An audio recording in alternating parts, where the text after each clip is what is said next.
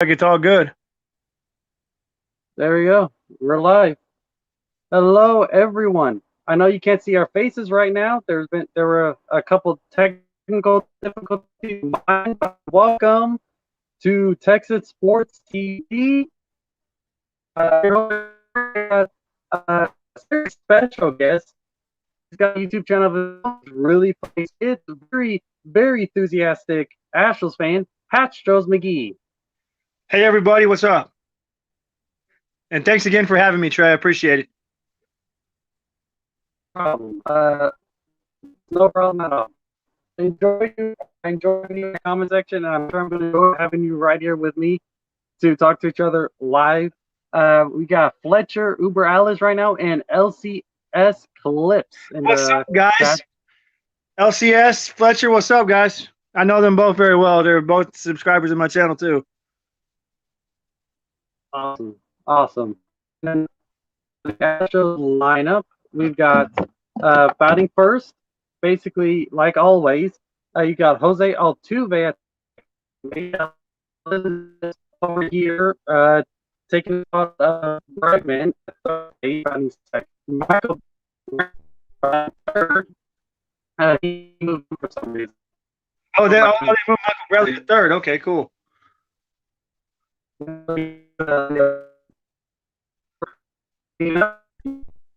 Instead of waiting for him to get some of that out,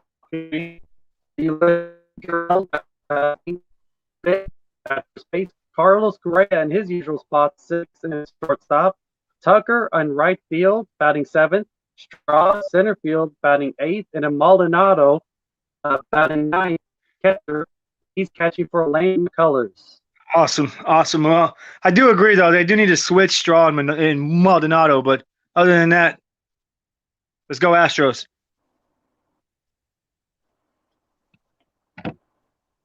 We're only a couple minutes from the first pitch as I pull up the game now. Shohei Ohtani is good. Yeah, he's going to be pitching for the Shohei Ohtani is definitely good. I was just giving him flack earlier about pitcher, a really good pitcher. This is going to be very interesting. This is going to be the first game where I'll actually be able to hear and watch Shohei Ohtani pitch and bat. Because I heard there's some sort of loophole that allows him to bat even while he's pitching. I don't remember exactly what the loophole was. That's pretty neat, actually.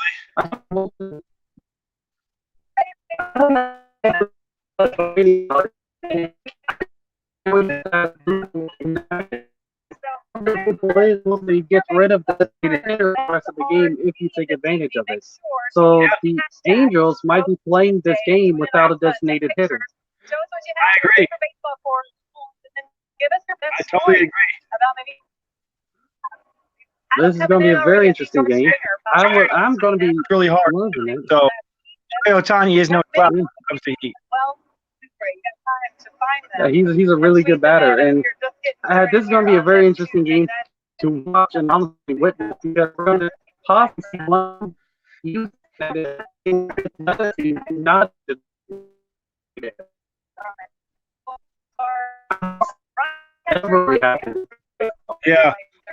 Yeah. Sorry.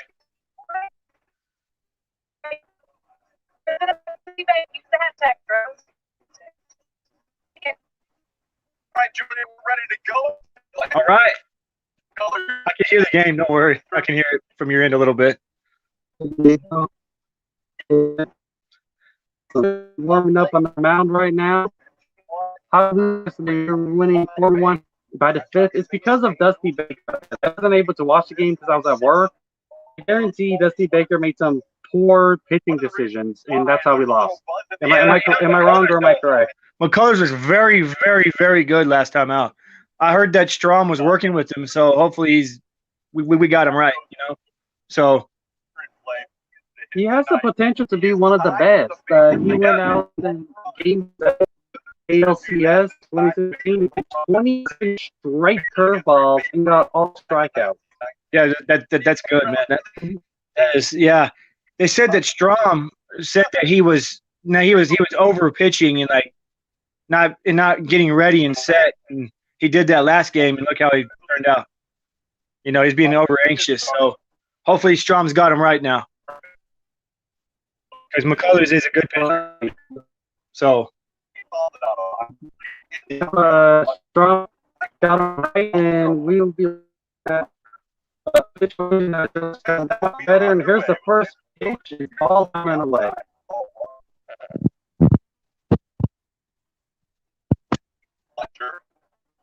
Insane Cobra, what's up, my friend?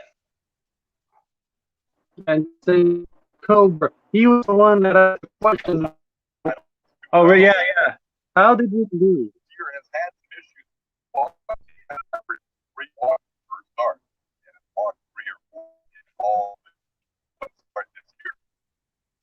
It's Alrighty, let's the go. 2-0 pitch. It is way down the poster. You guys, yeah, I don't know what happened to him. He should be back in a minute.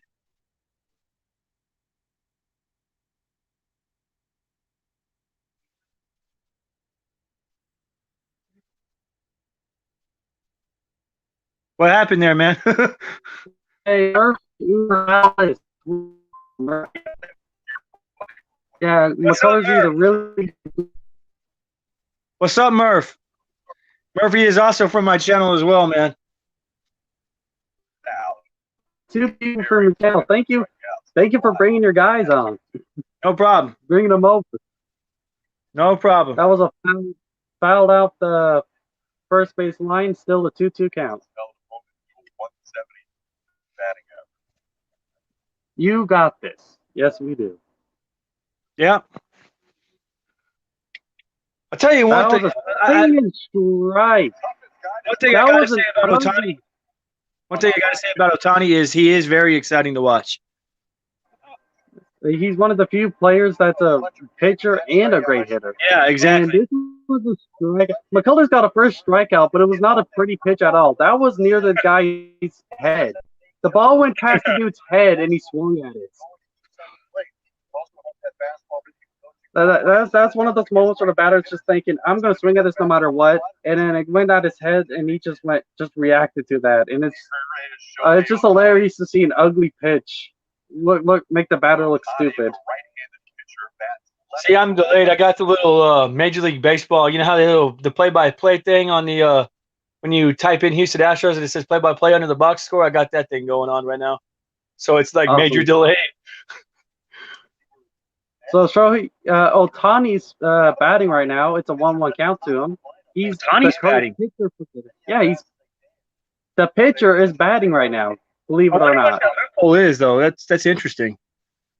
Yeah. So the Angels are not going to be using their DH for this game, but we are. So this is probably the first game that I've seen. Probably not the first game the Angels have done this year, but where the Astros are playing against the A's. And they have a team with they have a designated hitter, and the Angels don't have a designated hitter. Normally, interleague. Normally in interleague, if a team doesn't normally use a designated hitter, if the AL team's the home game, they both use DH. If the NL's the home team, they both ignore the DH.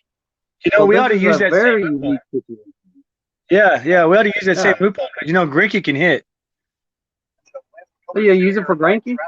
Yeah, Greinke can hit. Sure you give Alvarez a day off? Yeah, just let Greinke pitch. On a day that Greinke's pitching, though, you know. Yeah. This is a very, very interesting. Yeah, so that'd be fun, though. I mean. And this is the second strikeout for Lance McCullers. This is the third out of the game. Ohtani ended up pounding out. And then the third batter swung at a ball that was in the dirt. So McCullers is not pitching well, but he's just got 3 outs in a row. One ball to the head is got a strikeout. The ball was a ground out. And the third was a strikeout. Way to go, Lance. That's all I'm going to say. Way to go, Lance. Just pitching ugly balls, but still getting the strikeouts. Good for him. I'm happy. I just got to say something if you throw ugly balls and still get the outs. Exactly.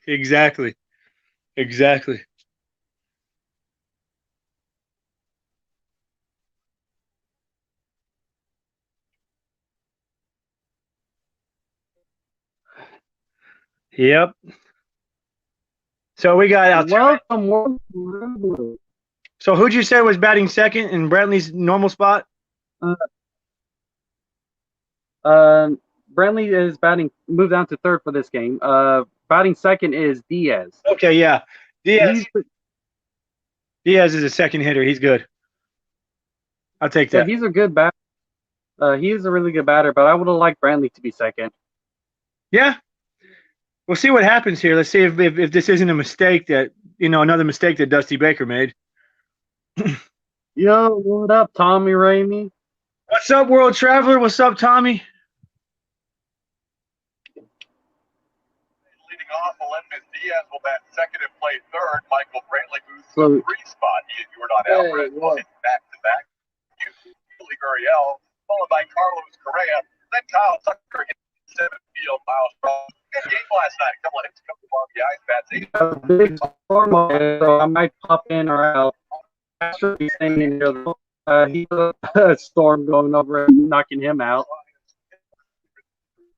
We got Tommy pitching on the mound after hitting. Again, a really weird situation. I'm loving it. Yeah. Yep.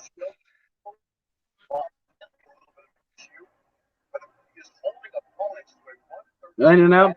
Well, we'll welcome you while you're here, and we'll be waiting for you when you're not. Yep. Personally, as a player and as a person, I like Shohei Ohtani. He's fun to watch. He's a good dude. So I really ain't got nothing to say bad about Shohei Ohtani. One bad thing about Shohei Ohtani is he's on the wrong team. Exactly. The Angels have Shohei Ohtani and Mike Trout, and they're still somehow the worst team in our division. They're worse than the Rangers. Because the Angels, they have a really good lineup, but their pitching is just subpar all the time. They have a very, very worst good lineup. Swung at by Jose Altuve. He gets ground, and Jose Altuve gets a leadoff single. Yes, baby, Jose.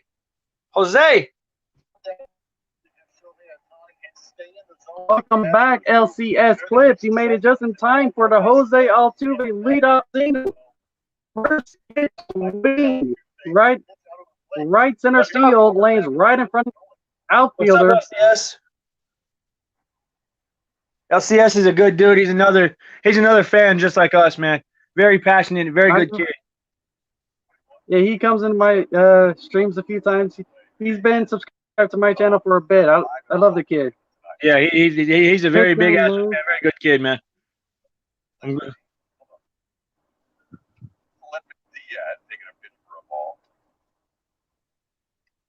Pitch 4 innings, allowed 2 runs, and YouTube will still upload a video on it. Oh yeah, MLB's YouTube, because this is he's a very special pitcher. Oh, that was a pitch way inside, nearly hitting Diaz. It's a 2-0 count. Oh yeah, World Traveler newly engaged. Yeah, our World Traveler is newly engaged. Yes, congratulations again, World Traveler. Congratulations.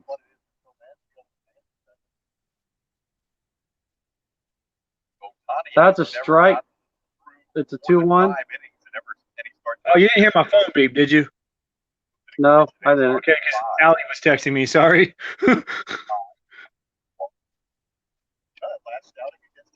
She's Allie's out of town for the week. She took her mom out some kind of vacation thing for Mother's Day. So that's nice of her. Yeah. That was a strike 2 on the inside lower corner. Didn't get a look to see how accurate that call was, but Diaz is not happy. So, World Traveler, did he propose at the game that you were at the other day, or was it after or before? Because that would be cool, man. That would be really cool to be proposed at an Astros game. And Diaz strikes out for the first out of the inning.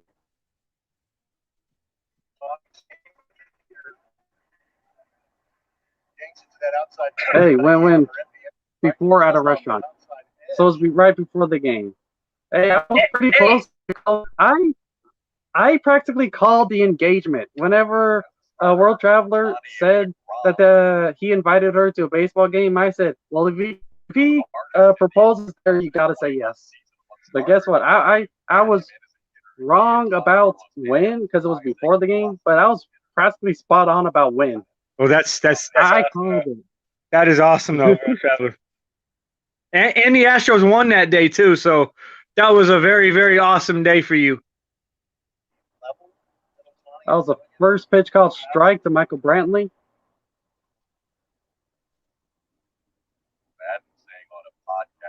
Michael Brantley, man, I swear, man, he does not strike out for nothing. The only time I ever saw him strike out was Game 7 of the World Series. That was it. It's the only time I remember him striking out.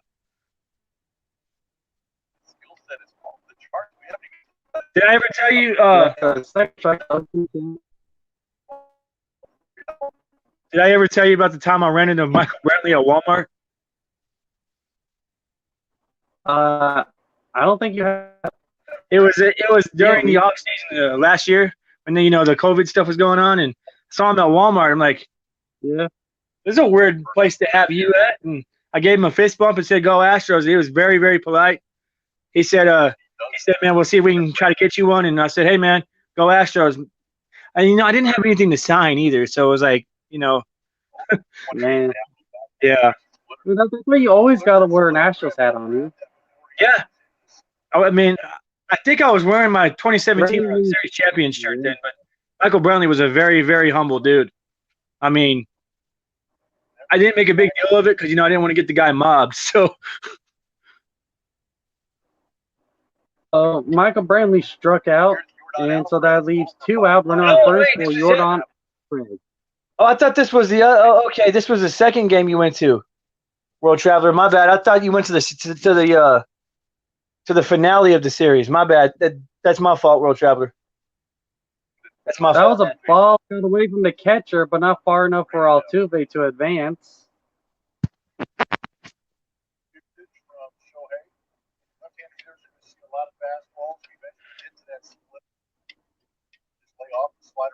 Brantley is one of our most patient batters, and then we got Jordan Alvarez, who has hitting numbers matching the likes of Barry Bonds. Thanks, LCS, for being here, brother. Thank you, bro. Appreciate it. Thank you for being here. Thank you for supporting the channel. Go Astros. Heck yeah, go Astros. The 1-1 count to. So it's Jordan now, right? Or did they move Jordan down to 5th? Jordan's batting right now. It's a 1-1 count to him. Cool. Jordan swings it down the middle, but didn't hit it hard enough. The shortstop got it and threw it to first for the ground out for out number 3.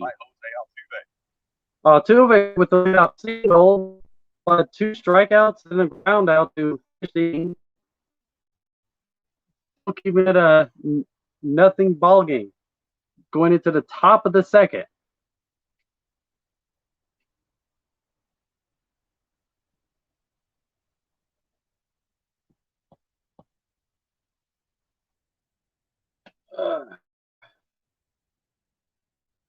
I got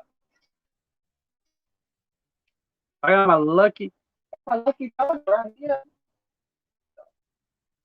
Come on. Hey. Yes. I got a lucky dog. Come on. Right here. Yes. She's going to go nice and clean.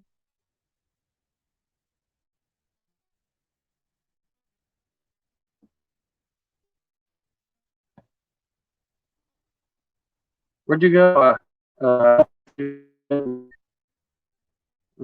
Wait for Hatstros to come back.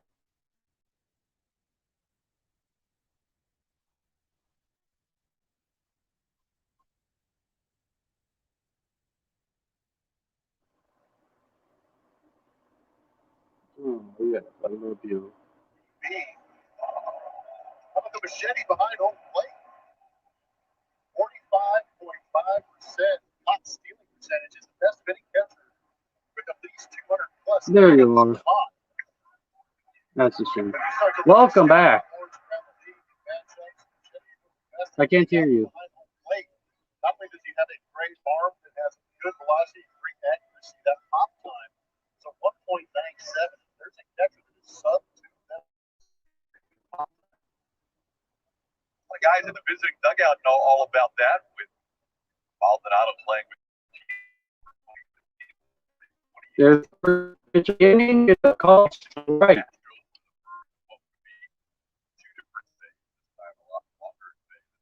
Jared Walsh batting for the Angels right now. That's a ground ball. Altuve gets it, throws it to first, and gets past Gurriel.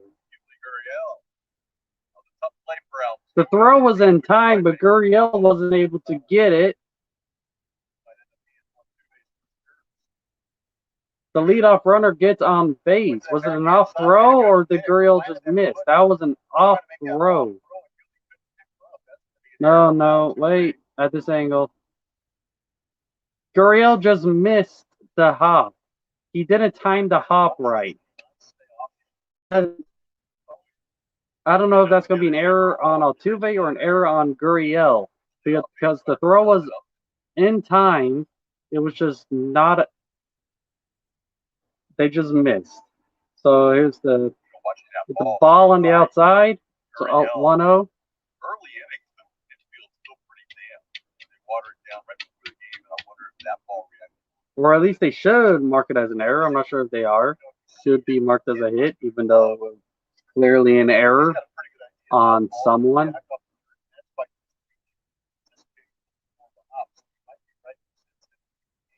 Dang, the rain moved from my part of town to your part of town.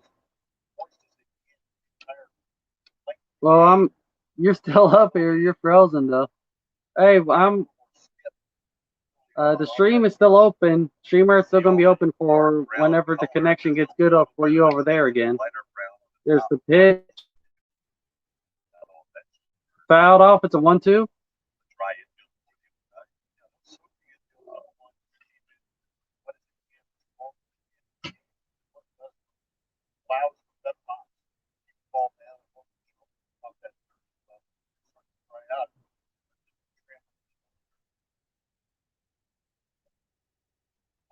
Count to Justin Upton hit his second road home run of the year last night.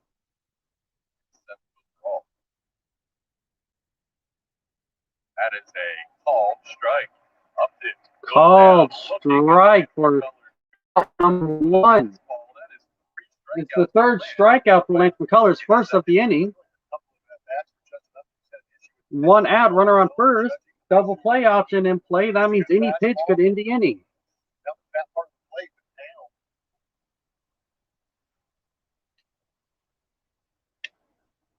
Rojas will bat, one of the 3 left-handed hitters in the lineup.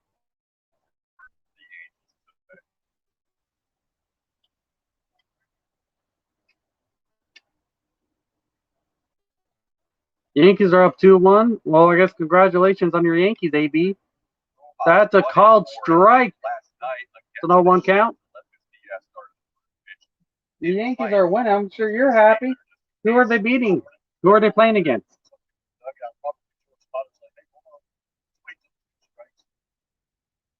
Well, Hatstros back.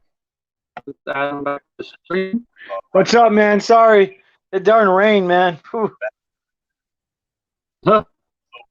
Trust me, I understand that. It was doing that here earlier. Seems like it's cleared up some up here at least, though. It's about steady over here, but I think I should be fine now. All right. Let me see if the face thing will work. What's up, guys? There's the pitch. It's a ground ball, double play, and it is successful. Double play right for Gurriel. Am I still a robot? It is an error, not a hit. So Lance McCullers still has not allowed a single hit. It started with an error on, I believe, Guriel, a strikeout, then a double play. You're really good at getting no hitters. Let's not What was jinx. that? Can you hear me? Do you see me? Am I a robot? Am I good? You're being a robot, and all the words are getting through. All right. Can you hear me now? Is this better? I'll just be a picture on the screen. All right. Yeah, I can hear you now. I can hear you now.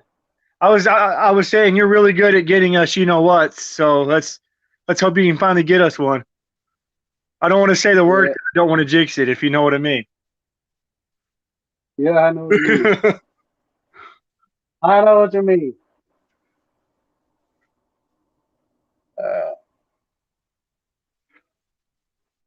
But let's see if we can make it 4 for you. That would be, man. Ooh. That's a record you should like put on, because that's pretty cool, man. Every time I come in, it happens. I know, man. It's crazy. That is awesome.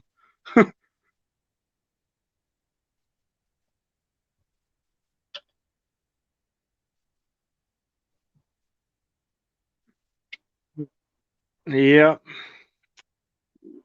And this year we are on pace on breaking the record for the amount of, you know, what's in 1 year. Yeah, the record is like 8 in 1 year, and there has never been 4 this early in the season. So we're on pace to shatter the record. Yeah. Not even halfway through. Shohei Ohtani's back on the mound. All right, Julia, we go to the bottom of the second inning. Shohei Ohtani. Guriel pops it high up in the air. Come on. The catcher's walking around, gets it out. Dang it. I'm kind of watching it a little bit, but it's like I'm trying to do like 2 things at once on my phone, and, you know, my phone is being like overloaded with stuff. And I know what you mean. I know what you mean. Correa's coming out the bat now. Correa's been struggling a little bit, man. We could use a good one from Correa here today. He's due. He is long due. Correa's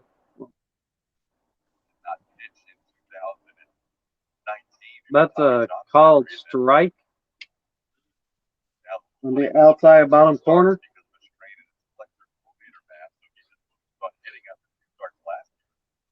His last start before we had Tommy John against the Yep, man. It's really coming down. How far are you from Houston? Back to the wall. Go. And they collide into each other, but they get the catch. Ooh. So Correa is out. Trout is walking. He's okay. He stumbles and somersaulted, but he's what seems to be walking just fine. Trout's a big dude, and he's big and strong and tough, so he'll be all right. He's big and strong and tough, but he's the one that usually gets injured midway through the season. Yeah, you are exactly right. He ran into the right fielder. Right fielder caught the ball, and then Trout somersaulted and rolled on the ground before getting back to his feet. And when he got onto his feet, he wasn't even thinking about himself. He was asking if the dude caught the ball. Wow. Oh, that is so unselfish of him. Wow. that is just him with the mindset of, we got to win this game. Screw my body. That's a good mindset to have, but unfortunately, that's the wrong team.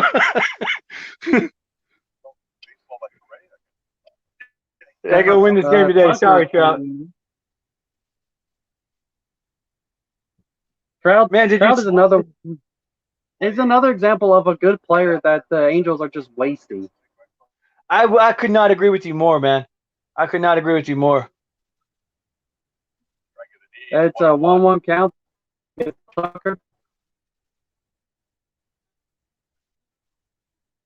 Hey, did you see Did you see yesterday's finish to yesterday's game, man? That was crazy. Double strikeouts, got to let Miss Diaz on a fastball. No, I wasn't able to really watch it because I was at work, but I did kind of have an eye on it. Yeah, we were up like 4-1 all the way to the 7th, and then they came back. Yeah. So much dive. That dude Jared Walsh on the Angels, though, let me tell you, man, you got to watch out for him.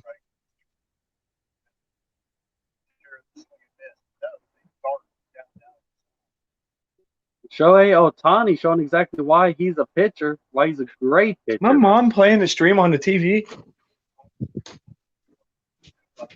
Maybe. Ohtani showing exactly why he's she is playing the stream on the TV. My mom playing the stream on the TV.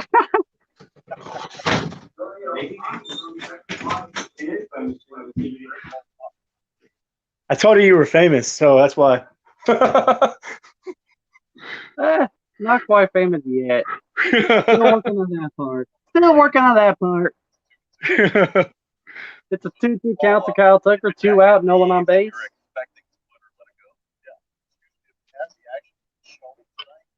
Tucker's just trying to keep the inning alive. The Kyle Tucker's been on fire lately. Come on, Tuck. You got this, buddy. That's a ball down low, making it a full count. You got you know, all you got to do to get Tucker is say, hey, Tucker, we're going to send you to the to AAA right now. Because the alternate site is no longer in use. It is. We are in full minor league season now, so he would go to AAA instead of the alternate site. So. Oh yeah, send down to AAA. Send you down to AAA, Tucker. Now please hit one out of here. A 2-out walk to Tuck. I'll take it. I'll take it. The exact same way he started the game last time I streamed. He started the game with a walk before he hit a triple, then a 3-run home run. Wouldn't that be nice if he did that exact same thing again? That'd be great. We talked about it earlier in the game too. What those walks translate to a lot of pitches in a short amount of time. So now you got Straw up, huh? Yeah, Miles Straw's up behind Tucker. I got to give it to Straw. He knows how to get on base. I will give that to him. He finds a way to get on base somehow. Not a big Miles Straw fan, but he knows how to get on base. And with his speed, once he's on base, he is a threat. Oh, yeah. You know, that is. Oh, yeah. Not going to be a stealing threat with Tucker in front of him, but definitely a threat. Yes, sir. Hits a rounder thrown to Tucker. Tucker gets out, and that's the 3rd out. Yes, sir. Hits a rounder. Astros have 1 hit and 1 base on the ball. They have left 2 runners stranded. Sorry. I'm trying to. The TV's throwing me off. God, I wish my mom would turn it off.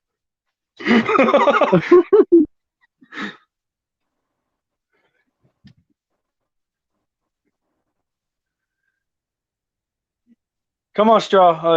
Yeah. Never mind. He's already out. Yeah, I know. I said never mind. The play-by-play thing just told me. This play-by-play thing is trash, man. It's like super slow and super delayed, and it's supposed to be accurate. I get the pitch literally 2 pitches late. It's ridiculous. You know what I'm talking about? Like when you go onto like MLB.com and that. The most hilarious stuff when it comes to the play-by-play is whenever you sit there and sit there for like 10 minutes looking at the same pitch, and all of a sudden 5 extra pitches show up out of nowhere. Yeah. It's like, oh, okay, they were frozen, and all of a sudden 5 pitches just came out of nowhere. What was that? A ball, strike, a foul. Okay, now we're caught up. The thing says it's supposed to be accurate. They need to fix that thing. Well, it's accurate. It's just, not on time.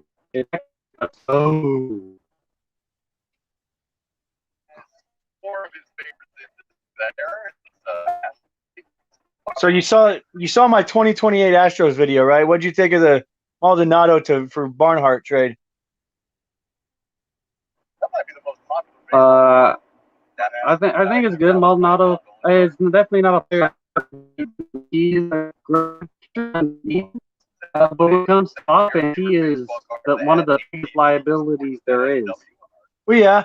I mean, I like Maldonado. He's a good dude. I like him. I'm glad the Astros have him, but I think when we got him in 2018, it was mostly for Garrett Cole.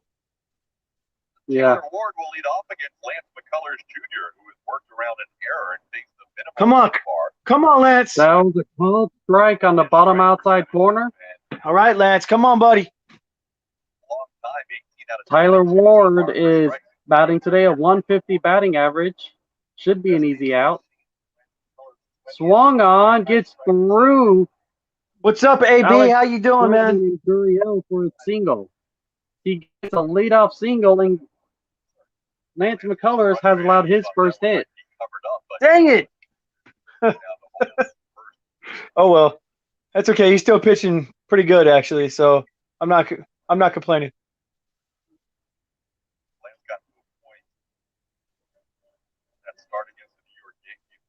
Last time a batter got on with a leadoff, it was a leadoff error. McCullers got a strikeout, then the double play to get through it. Am I still a robot? No, you're not a robot. I see you got your Fly the Pennant shirt. Yeah, that's I actually have the gray one on too. The inside. Yeah, I have the gray one too. I can't believe you're winning. AB can't believe that his Yankees are winning. He's a Yankees fan. Don't be too harsh on him. Who are the Yankees playing? Who are the Yankees playing? I'm not sure. AB, who are the Yankees playing against? The swing and strike, it's steal. That is caught stealing. Wow, yeah, get him. That was a beautiful throw by Maldonado. Get him. Runner stealing. Get him. One on base, and it was a strike. So one.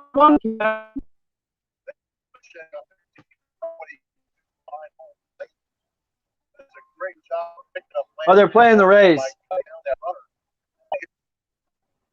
They're playing the Rays. Yeah. Oh, division rival. They're playing a division rival, and the Rays are actually a pretty good team. So there's that. They are, but I mean, the way we played them the last series, we made them look bad. But to me, they haven't really been the same since they lost Morton and Snell. So they've been different since they lost those two. It was a called strike. I think it's a 2-2 count. Here we go. Boom. There we That's go. a ball down low. There we go. That's why you can't believe it. You're breaking up. It's only 2-1. Am I breaking up? Sorry, the rain is back in full effect. Base on ball. And after getting rid of the leadoff runner, McCullers lets a base on ball. So they have a runner once again. Instead of no outs, it's just one out. All right. I hope they try to steal again so we can. Hey, maybe he'll try to steal again and we'll catch him stealing. That would be. I wonder if that's ever happened before. Two caught stealing in a row. Caught stealing. Yeah. Wonder if that's ever happened before. It probably's happened. Maybe. Hey, what up, Alex, the Bears fan, or the Cubs fan? Alex, what's up? Or Alec, what's up? That's a called strike 0-1. Do your Cubs? Does your team play today? I don't know. Oh, hey, he's a Cubs fan, right? Randy, Randy, I bet that was scary for you. Deep flyouts are really scary. When it's the other team doing it. Yeah, Alec, because Allie's a Cubs fan too, so that's why I was asking. I keep forgetting who the Cubs fan is. It's a 1-1 count. That was a ball on the outside. I love that we have all that information at a moment's notice. Is it still raining over where you're at? Because it's storming here. No, it's calmed down. It's more of a sprinkle now. It's storming here, like straight up storming. Like there's thunder and lightning and everything. Popped high in the air, caught by Kyle Tucker.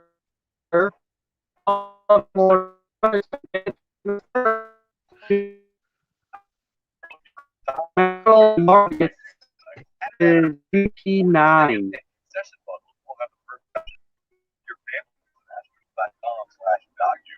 I don't like Manuel Margot, AB, because Manuel Margot is the one who got the last out for the Rays last year against the Astros. So I don't like him for that.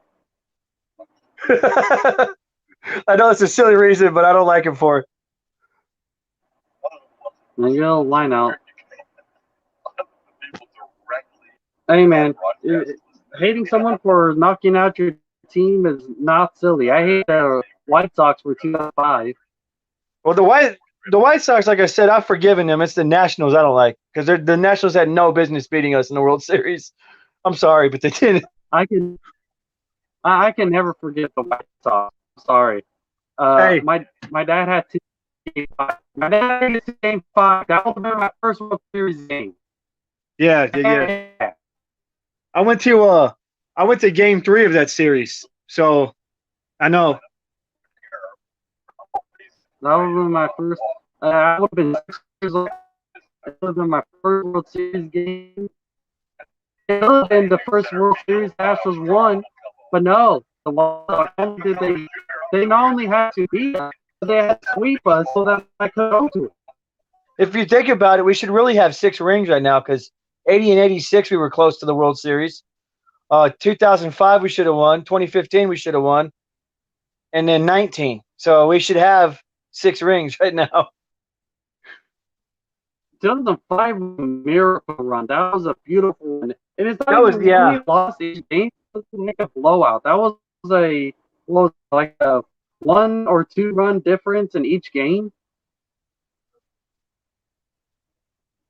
Imagine if we had won in 05. Imagine how that would have been.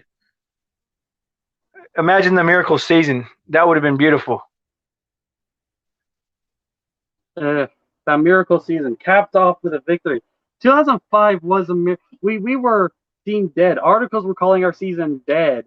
We had one of the worst records going into the midway point of the season, and then we turned it around and clinched the wild card spot in the final game of the season. Went and won. There was only one wild card team at the time. Went and won the ALDS. Won the NLDS. I mean, went to win the NLCS and one of the most amazing games ever against the Cardinals. What was it? One of the longest games ever. And it went to the World Series. Man, it was a beautiful run up until the finals. Most definitely.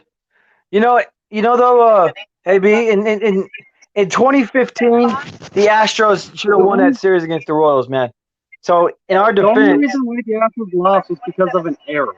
An error made by a rookie. He was a rookie, right? A rookie, Carlos Correa. Yeah. And see, we would have beat the Blue Jays in the championship series easily. We were that much better of a team than the Blue Jays. I'm sorry, but we'd have beat the Blue Jays. And who was in the World Series for the NL that year? The Mets, and we just swept the Mets. I don't know how the Mets even got there, to be honest with you, but they did. So 2015, we should have won.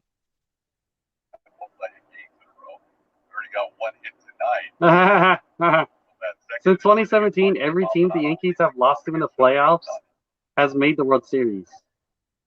Ouch. That is true. They lost to the Astros in 2017. Hey, AB, you're supposed to hate the Mets, bro. You're a Yankees fan, man. He's defending the Mets. That's funny. Hey, if he's a New York fan, you might like both the New York Mets and the New York Yankees. They're not in the same division, so there's nothing stopping. That is true. You're right. I just figured because you know how most of us hate the Rangers because but they're also in our division. But yeah. Wait.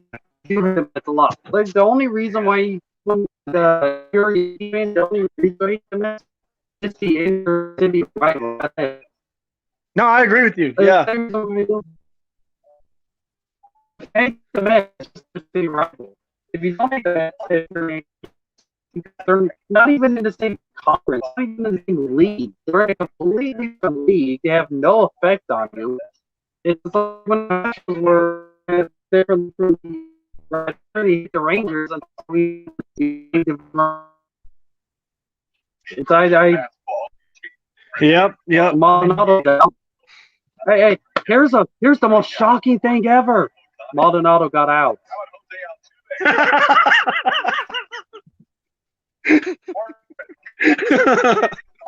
You had me going there for a minute. I was like, what? Well, you had me going there. I was like, what? I was like, that's not shocking. Yeah, that was a good one, man. That was a good one.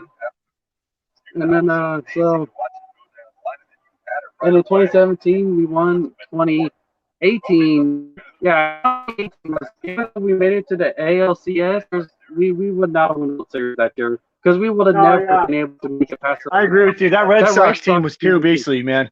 That was a beastly Red. 2018, yeah. I agree with you on that. That Red Sox team was just. How do we lose every single? I don't know. If you think about it, technically the Nationals did too, but it just so happened to work in their favor instead of ours. Weren't we supposed to have home field advantage in the World Series in 2019? How did they get home field advantage? I don't understand. Oh, no, we did have home field advantage. No, yeah, okay. No, I'm sorry. I was thinking wrong. But I don't understand it. Yeah, we lost all the home games. They lost all the home games. And it's just the craziest thing ever. That's the one time home field advantage didn't work in the World Series. No, it's the only time. Every single World Series I've been a part of, there's some sort of record. Yeah. It was first. What's that? There's appearance ever. They got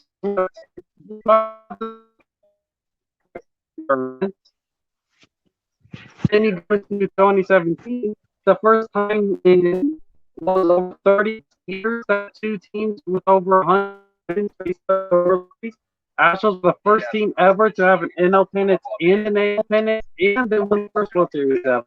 And then in 2019, it was the first World Series appearance for the Nationals, the first World Series win for the Nationals, and it's time for a team World Series decided by team games.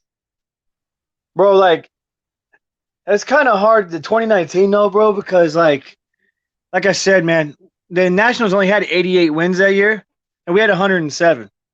So that's why I don't like the Nationals, because they had no business beating us, but they did. So they're not visiting anyone in the playoffs. It was Astros to the fire run. Only this time they actually succeeded where we failed. I just had that feeling though, you know, when he pulled Greinke, I'm going, this is not gonna look good for us at the end.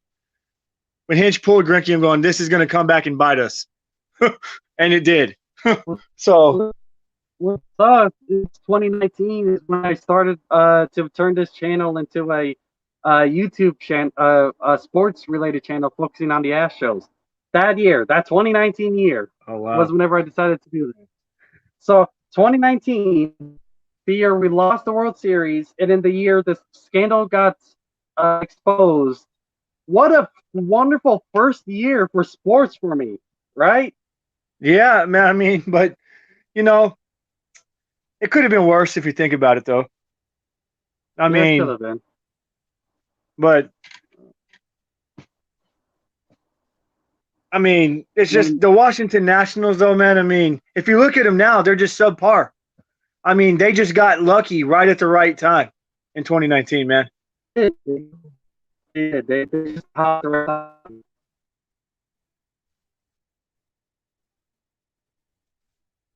And I'm not saying they had a bad team, because they certainly had a good team, but it wasn't one that you would think would be able to take down two heavyweights in the Dodgers and us in the same postseason. Honestly, the reason why I didn't hate on the Nationals too much, so then really low. Oh, really? Okay, yeah. Low, low. But I didn't hate on the team for one simple thing. This was the start of me making my channel a sports-oriented channel. So this was the year Bryce Harper got traded. For a year, Harper left the Nationals and went to the and at first, I just gave my honest opinion. I said the contract that Bryce Harper had, even though he's a great player, probably one of the best players there is, his contract is too big, and he's going to end up hurting him in the long run. He's going to be able to win. Yeah, what's up, Fletch? Yeah, you guys are doing great. This is a good game, actually. This is a very good game. From what the play-by-play thing is telling me, it's a very good game. Ohtani and McCullers pitching duel. Yeah, both of them have allowed only one hit. Both allowed one base on ball. Or I think no, two base on ball. But like so that was I gave my opinion. I didn't think, and so far, again, I could be proven wrong at any point, but so far I've been right. The first year the Phillies got Bryce Harper, it did not go in their favor. The second year it did not go in their favor, and the third year it did not go in. This year is the third year, actually. So what made me laugh? I laughed because even though I just gave my honest opinion and I said that I think his contract is going to end up hurting his team more than he's going to be able to help them, I got so much hate from Bryce Harper fanboys that I did not feel bad. I did not feel bad at all that the team that he left ended up winning the World Series. Yeah, so I don't blame you for that. It kind of felt. It just felt like a little bit of validation for all the hate that I was getting over my comments on Bryce Harper. It just felt like validation. Yeah, I bet it did. But the thing is, if the Nationals kept Bryce Harper, do they win that World Series still?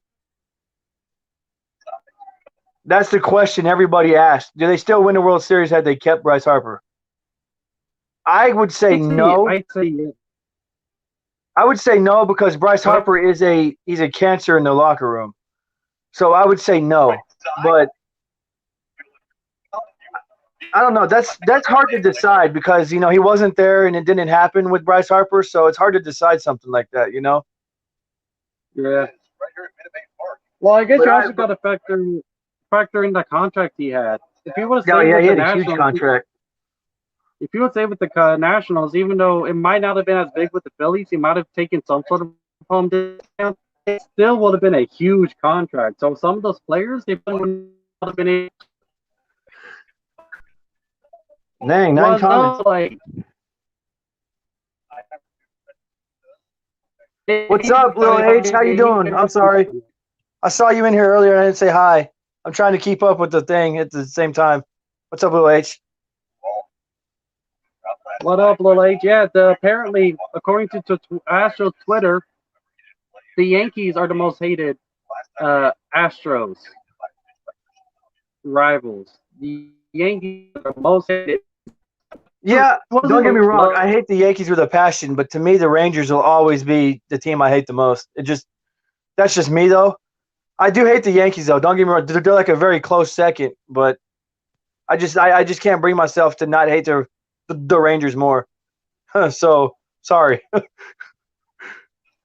Hey, I'm with you. I always hate the Rangers too. They are a division rival and an rival. So that's a 2-in-1 banger right there.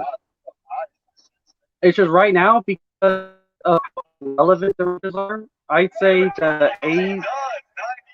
I have a little more hate towards the A's because of 1, the A's are actually relevant. 2, the A's have Mike Myers, and 3, the A's fans are pieces of most of them. Out of I've dealt with such fans out there that are cheering for players getting hurt, and cheering for people getting hurt is just way too low. That's just But yeah, Uber Alice people are going live too. Sorry, little H. Yeah. It's one thing to hate on a team like Yeah, you hate the Rangers, but it's another thing to sit there and celebrate and cheer people to get hurt. Yeah, you're right. And I mean, but the thing is, though, the Rangers fan base over the years of me being an Astros fan has just been so disrespectful. And the Rangers themselves have been so rude. Like the one year when we had Harvey and the Rangers refused to swap out home games with us, that was just messed up. That's 17. Yeah, that's 17 year. Whenever we could have had home because of Hurricane Harvey. Yeah, that's wrong. That was just so beyond messed up, man. Because if you think about it, we're classy. We would have done it for them. You know what I'm saying? Yeah. As much as we hate them, we would have done it for them.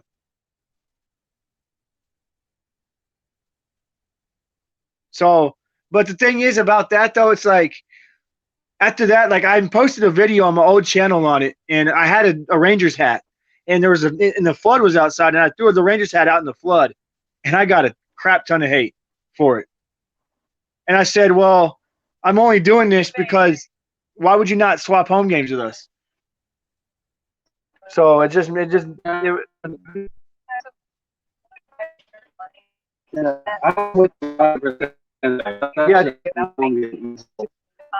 Trey, you're breaking up just a tad, bro. He's a really good, super talented player. I can't imagine pitching and hitting. Except for me, that's impossible. Ohtani's pitching right now. It is the top of the or bottom. Michael Brantley gets a hit. Yeah, go Michael. Michael Brantley. I love me some Michael Brantley, man. I just do. He's probably he's in my top 5 favorite Astros right now. He's just such a beast. I got a friend that thinks he sucks. I'm going, really? I'm going, you realize Brantley doesn't strike out for nothing. He goes, well, he was struck out for the final out of the World Series. I'm going, well, that's one time he struck out.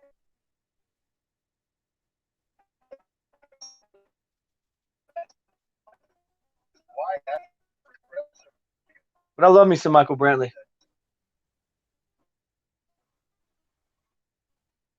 I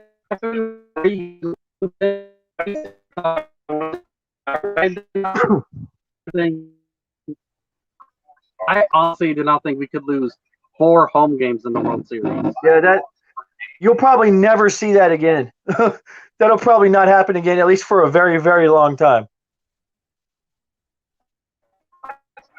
You know what I mean? I mean, you might see somebody lose all 4 road games, but the home games, I don't think that'll happen for a very long time again. That was just a freak thing that happened. AB, you were exactly right on Brantley. He is the definition of a professional major league hitter. He's just a hitter, man. That's what he does. He hits.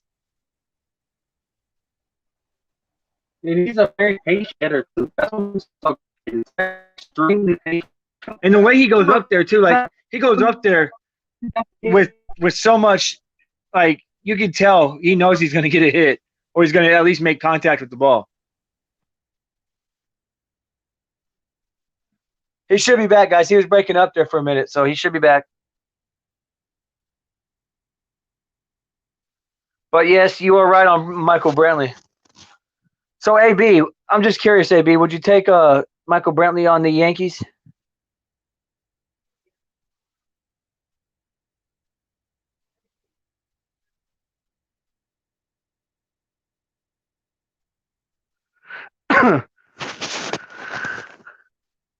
Well, sorry.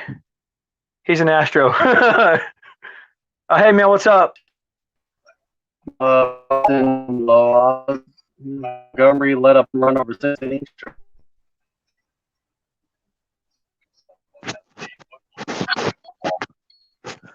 So Luke Voigt's back today for you guys, huh, AB?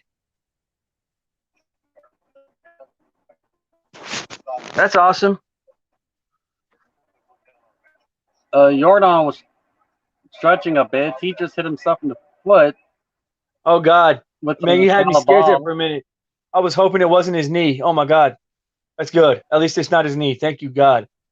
Oh, scared me there for a minute, man. He just hit his foot. Probably hurts like a mofo though, because you know how hard this dude hits. I bet it does hurt. That's a 2-2 count. No one out. Runner on first. Because if he can keep his knees under him, I'm calling it right now, Trey. One of these days, he's going to hit 56 home runs in the season. He's that good. I'm calling it. When it happens, remember my call. I will. It's still a 2-2 count. He fouled the ball off back. Oh, he's still batting, huh? Yeah, he's still batting. He's got Barry Bonds level stuff here. Exactly. And he's built like Barry Bonds too. Barry Bonds was doing his stuff on steroids, and here's Alvarez, steroid free, doing this. Yep, exactly. Alvarez struck out. Exactly, bro. Alvarez struck out, so there's one out, runner on first. Yordan Alvarez is one of those guys who was just born big. He's just a big guy.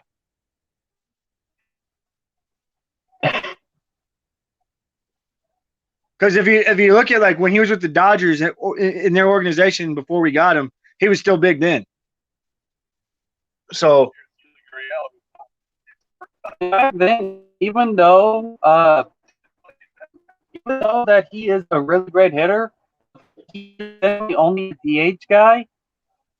In the fact that how the NL works, I think the Dodgers get too much flack for that trade that they did.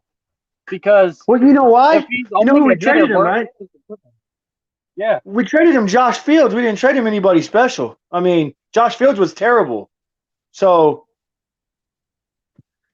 I know that. I just think that the Dodgers get a little bit too much flack because they were looking for someone, and they traded him to the Astros. They probably didn't know exactly how good he was going to be, but he clearly wasn't going to be any type of special fielder. And because of that, they don't really have a spot for him on the team. Well, yeah, you were exactly right on that. And the thing is, I didn't think they'd expected him to be as good as he was either. You know. Well, yeah, this is Barry Bonds level stuff. This is once in a generation type stuff. This is not something you see. Exactly. So, but Josh Fields, though, I don't know if you know, but in the 2017 World Series, Correa and Altuve went back to back off him. So that's also, I don't think the Dodgers expected us to play each other in the World Series when they gave him Yordan either. But Yordan wasn't on the team then, but still. Yeah. But you're exactly right. They do catch a lot of flack, but it's kind of deserved flack because I mean, when you give them a terrible relief pitcher for a once in a lifetime power hitter, you know what I mean? Yeah.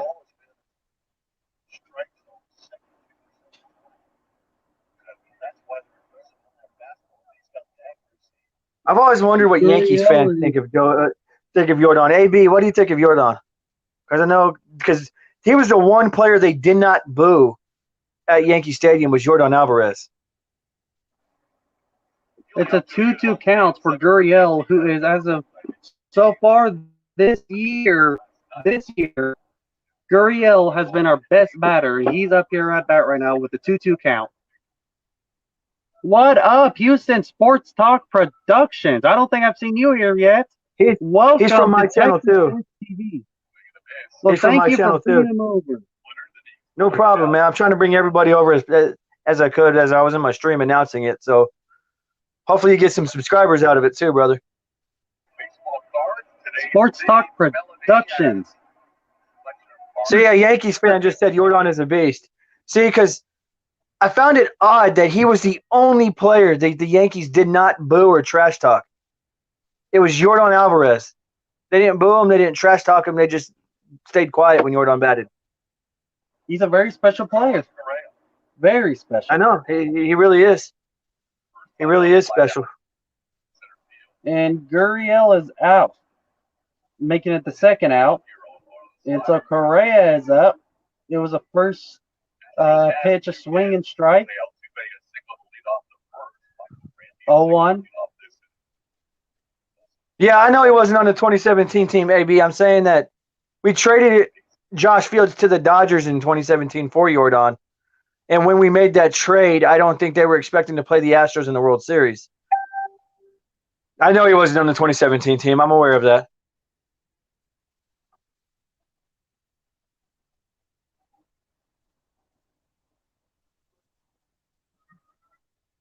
It's an 0-2 to Correa.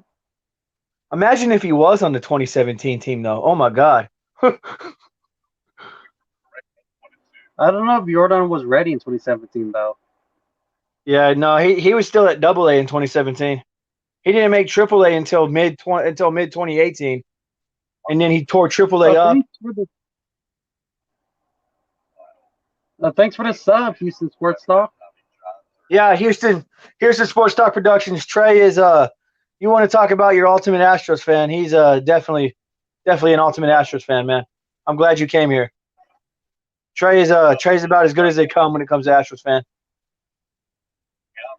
And Carlos Correa struck out for the third out. It's still a 0-0 ball game. But yeah, Houston Tied Sports at Talk 0. Production. He does all three. He does Texans, Rockets, and Astros. Hey, so he'll fit right in with my channel. Yep. I sometimes it's funny because I feel bad because sometimes I kind of like bust his chops because he'll make videos on like the Wizards or something, and I'll be like, bro, that's not Houston, but you know, he takes it like a champ. He's a good dude. Yeah, that's why because there's teams in Texas that I might want to talk about sometimes. That's not in Houston. That's why I didn't do Houston Sports Talk. I just went Texas. You know. Yeah, I got you. Yeah. I was just. It's like I told him. I was just busting his chops. It wasn't anything personal. It's just me being the Houston guy that I am. See, but me, I'm only Astros. So that's the thing. I used to be a huge Rockets fan back when T-Mac and Yao played. But then they left, and I've never been a James Harden guy. So once they kind of got James Harden, I just kind of stopped watching. And then the Texans, I don't know why. I just never really adopted the Texans. My dad always tried for years. I kind of regret it. Lucky. No, don't regret it. Don't regret it. Being a Texas fan is one of the hardest things right now. Yeah, I bet it is. My dad would be rolling over in his urn right now. It is. Oh, what's up, Tommy? How you doing, brother? What's up, Tommy Ramey?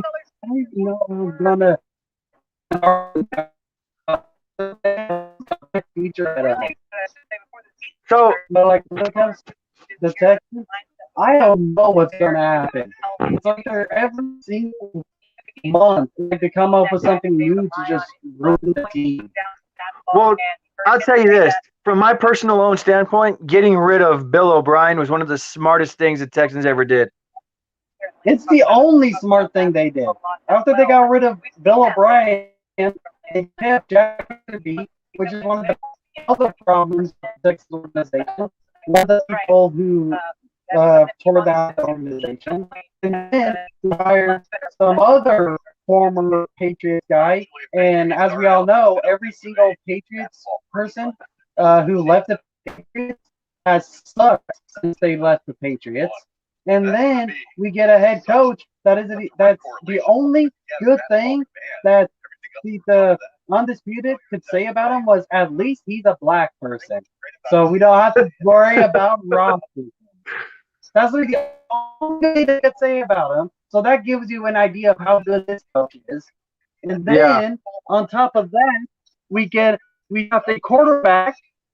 Whenever we have the worst defense in the league, we draft a quarterback.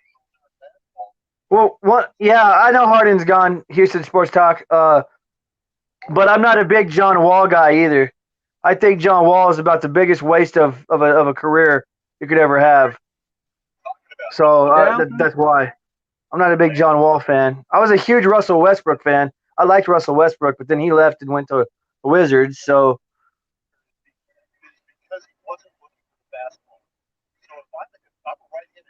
My favorite. I'll subscribe to your channel after the stream.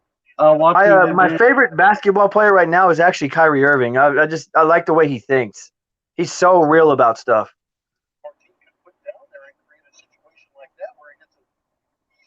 Wait a minute. Since when is John Wall gone? John Wall ain't gone.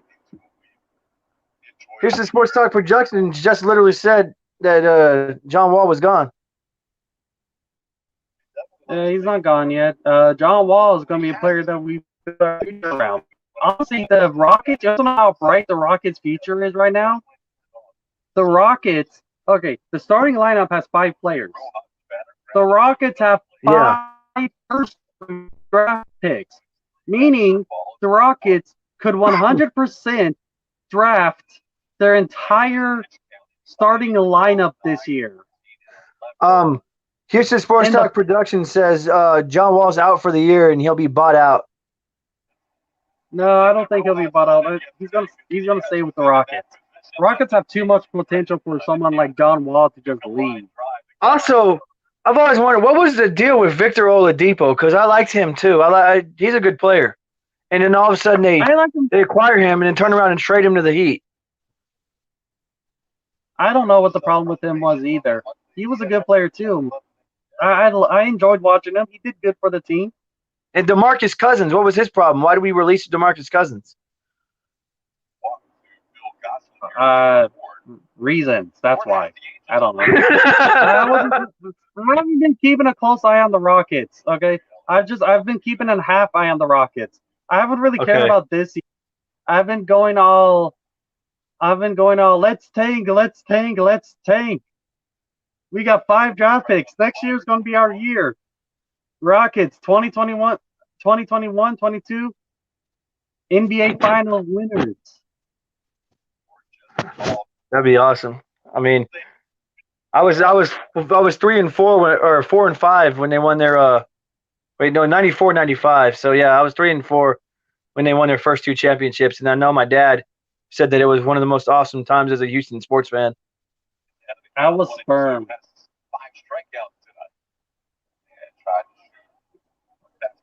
When that happened, I wasn't even conceived yet. Yeah, I mean, like I said, I was 3-4. I don't remember it, but I know my dad loved it. And I'm telling you, bro, when the Texans get a Super Bowl, this town's gonna erupt like all get out. You know what I'm saying? If the Texans get a Super Bowl, which I doubt it's going to happen anytime soon, the Texans should have gone to the Super Bowl that 2016-2017 year. Or, no. The Texans' best year was 2013-2014. Or am I thinking 2012? 2012, that's what it was. 2012-2013 was the Texans' best year. That's the year they should have won it all.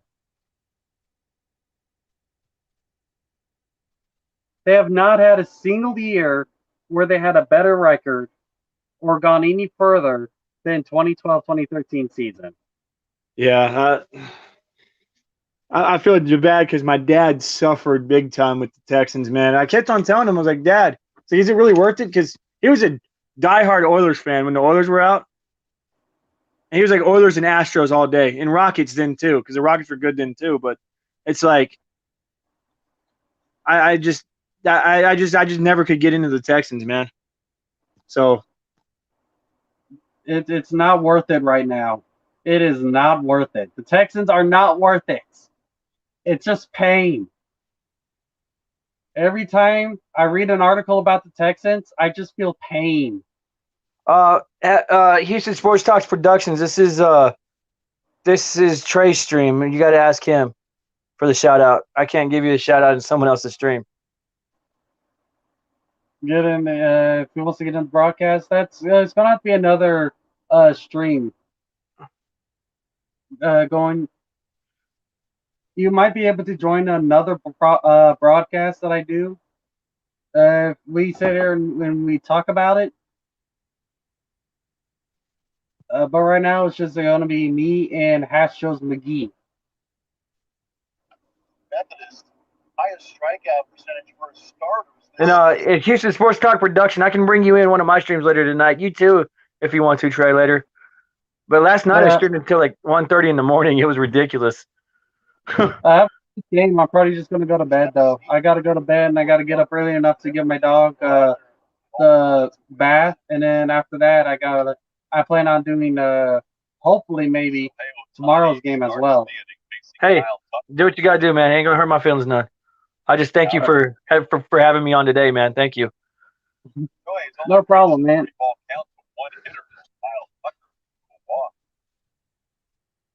I'm just You're one of the biggest supporters, and you're a huge Astros fan, and I enjoy watching your videos, man. You're fun to watch.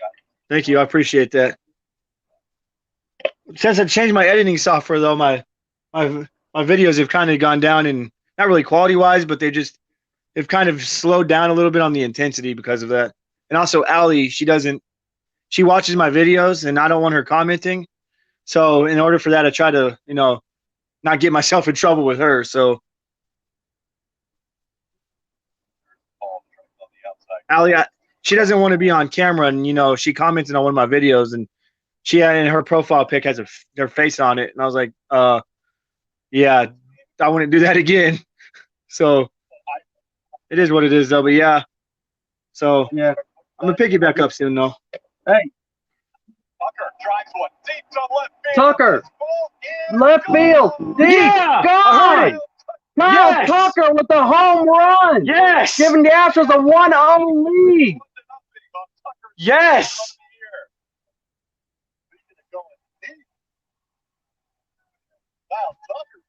Man, I Oh, swear, that came bro, out of nowhere. I told you, man. Every time we say we're gonna send him to triple A to the alternate side, he contributes. We need to say that every time he bats.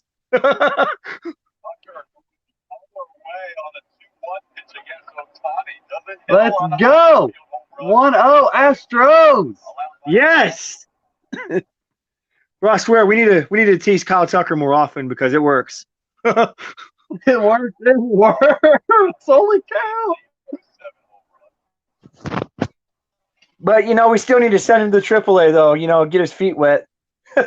Now watch him hit another home run. See, Straw gets a clean strike. There's no one count. Bottom of the 5th inning.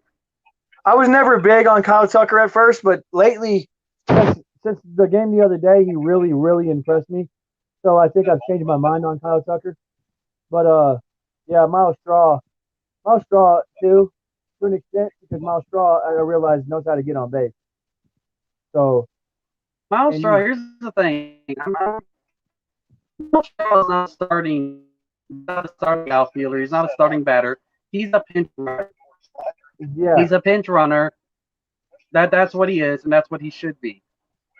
I gotta give him credit for it because he's making the most of his opportunities. You know what I'm saying? Well, yeah, he's making the most of his opportunities. It's just the reason why, like I said, I'm pretty sure the reason why you're so harsh on him is because France, what's up, bro? He's coming behind Springer. France is another one of my subscribers. Man, I brought like 5 people over here today. Yo, what up, France McGee? See, it's a whole McGee crew thing. Some of them have McGee at the end of their name. That was an accident that happened, but yeah. Well, yeah, the McGee group. Yeah, because I demanded to be in your crew. You can be in your, but the thing is, your name is so legendary, man. Texas Sports TV McGee just wouldn't sound right.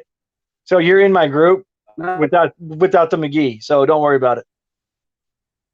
Yeah, because mine's more like a brand, so it's kind of hard to. Exactly. That's what I'm saying. Putting McGee at the end of that just wouldn't be right. And see, Hatstros McGee is just. I came up with the McGee a long time ago. I had a friend that drowned in 2016. Last name. No, it's not my last name. No. No, it's not even. What it is it pays tribute to 2 things. Something inappropriate, McGee. I'm not going to say it because it's not right. But anyways, and then I had a friend named Marcus McGee who was a autistic kid that drowned in a lake actually at Marcus Camby's house. He's Marcus Camby's nephew, and he drowned in a lake. at the age of 9, and the McGee's a tribute to him. All right. You know who Marcus mine, Camby is, right? Yeah. Yeah, he's a Rocket. Yeah.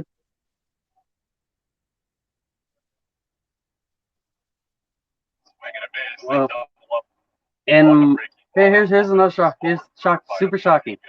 Martin Maldonado struck out. Man, you keep getting me on that, bro. I was like, please tell me straw armored now. And then he says, no, Martin Maldonado struck out. Jeez, you got me on that good twice now, man. Martin Maldonado's like a basic. He bats like a pitcher. And then you got we got a catcher that bats like a pitcher, and then the Angels got a pitcher that bats. Altuve flies out high up, should be an easy out. Yeah. That should have been an easy out, but they made it as hard as possible. Have you noticed one thing about Maldonado? What? When he homers, he hits them far. Yeah. Have you noticed that? Yeah, I have. He hits bombs when he hits home runs.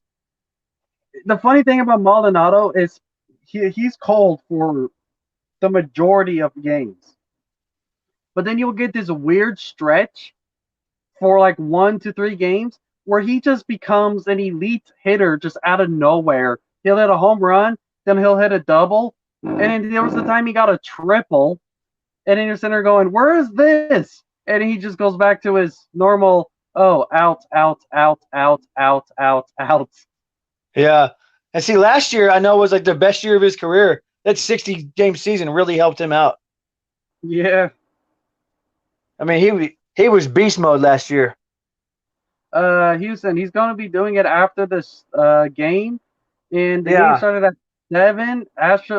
Baseball games typically 3 to 4 hours, so it'd be sometime after 10, maybe 11 probably, if I'm going to guess. Yeah, it's going to be around that time, Houston Sports Talk Productions, so just don't worry. I'll try to see if there's a way I can add you into the stream. I have to say, hey, how do you send a link? Trey? On my tablet and on my phone, there's a little button. It's towards the bottom of the screen. You scroll to the bottom where it shows mute, camera, and cam/mic settings.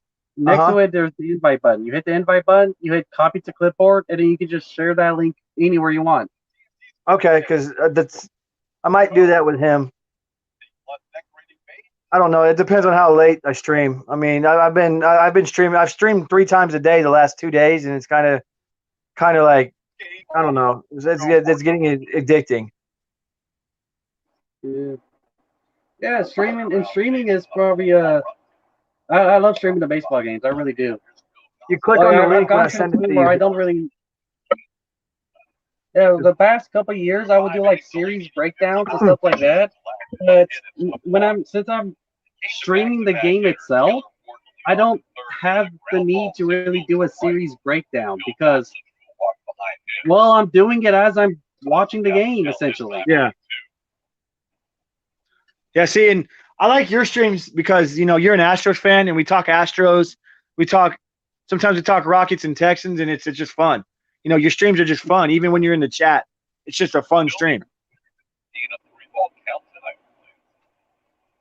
So I'm trying to get a little bit of tips from how you do things, because most of the people in my streams aren't Astros fans. So it's kind of tough for me, if you know what I mean. Yeah, I know what you mean. Whenever I started the streaming stuff, it definitely wasn't. If you remember, whenever I first started streaming, I had you and World Traveler, and that's it. Everyone else that was coming in specifically to hate on it. Yeah, I remember. We were blocking like 7 or 8 people in like 5 minutes, like all the time back then. But they've toned it down now, so that's a good thing. Like the last time I saw the hate was that other stream the other day when that naked Yankees fan guy came in. Yeah, I had some hate on my very last stream, but it was literally just one guy, and it was like towards the very end. it was a little funny. All the time, though. Like, see, and one thing that I don't understand is that they get mad at us when we say, "Oh, we're tired of the cheating stuff." It's because it gets old. Like, I have like people in my stream that are like, "Oh, you're just being sensitive." It's like, no. I mean, we've never denied that we cheated. It's just, it's running to the ground all the dang time. And every once in a while, I get a cheater joke even in my streams, and it's like, dude, like, I don't bring that to my channel.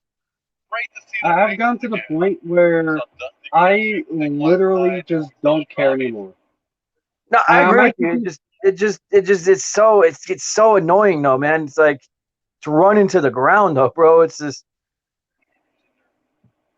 like I'll be in my stream, and if I see someone that just says something like, unless it's something neat like the naked Yankees fan, I won't even bring it up to my chat. I'll just immediately block the dude and just move on and go, yeah, you're not even worth talking to. Whatever. Bye. Yeah, I mean, it's just in like, because it was some like, believe it or not, it was some Pirates fan that I blocked the other day, and he made another account. He's like, I just was saying that y'all are cheaters. I'm going, you're a Pirates fan, dude. When was the last time y'all won anything? And you're going to sit here and call us cheaters. And then I blocked him again after that. Fletcher struck out his first time up and fly. And the Pirates are another team I feel really bad for because, the Pirates are, a team that is majorly due. And I can't really say anything bad about the Pirates because, them, the Mariners, and the Orioles are the three teams that I feel sorry for them, Yeah. This guy at all the baseball right now. And he was there with the slider low 1-2. And the Mariners, I don't think the Mariners have been in the playoffs since 2001. It's been 20 years since the Mariners have gone to the playoffs, which honestly they've had better teams than most of the teams that they've had on there. And it's like, I respect the Mariners. Like King Griffey Jr. is just a god, man. You gotta respect the Mariners. I don't hate the Mariners. Never have, never will. So, end of the 8th inning, Yankees are 3 outs away. It looks like the Yankees are going to get their win. Houston Sports Talk Productions. You click on the link that I send you. It'll be on one of my videos. I'll let you know in the stream when I send you a link. That is if I want people in my, like I said, it's going to be late, man. So I don't know. I'm just kind of enjoying Trey's stream right now. Yeah. And Houston Sports Talk Productions, I highly recommend you come to all of his streams because they are very fun streams. He talks Astros, he talks baseball. We cheer on the Astros, So McCullers gets another strikeout. And not only that, he's just like you. He's a Texans and Rockets fan too. So McCullers is doing good today. I'm kind of shocked. But Strom got him right, man. Strom really got because Strom said that he was overthinking and over pitching and his delivery was too quick. So they worked on it, and all of a sudden here he is. Last 2 starts, he's been really good. Well, I believe the overthinking part because because at the beginning of the year he looked like he was overly emotional in a lot of the stuff. He would start out great, but then if he gave up one hit or he gave up one base on ball, you would see it in his face. He would start pacing. He would start getting frustrated, and then he would just fall apart. Yeah, I mean, he worked in Strom, and like I said, Strom's the best pitching coach in the league. So if there's anybody you want to work with, it's Brent Strom. You know what I mean? Yeah. So that's why I want to give Odorizzi. I know. I hope so. I really hope for Jake Odorizzi's sake that Strom can turn him around because he's not. I'm not at all in the slightest a Jake Odorizzi fan at all. So. Yeah, I know that, but again, we've only seen 2 games from him, and one of the 2 games, he didn't even finish. Look at this. 1 out. Yeah, AB. Yeah. See, a Yankees fan just said the Astros were a good team. that's how you know that there are very, very good Yankees fans out there. You know what I'm saying? Yeah, the AB's the second Yankee fan I know. That's really, really good. There's Valix Prime Sports. He's a pretty good Yankee fan. And then there's AB right here. He's a good Yankee fan. On social media for game highlights, player interviews, and giveaways. Find us on Twitter, Instagram, and Facebook. And that's why I've been not talking crap about his Yankees as he's in here. The only time I go and I try not to. I really do. That's also why I don't hate the Yankees as much, because I know that they have good fans. The Rangers, I haven't met a single Rangers fan that's good, to be honest with you.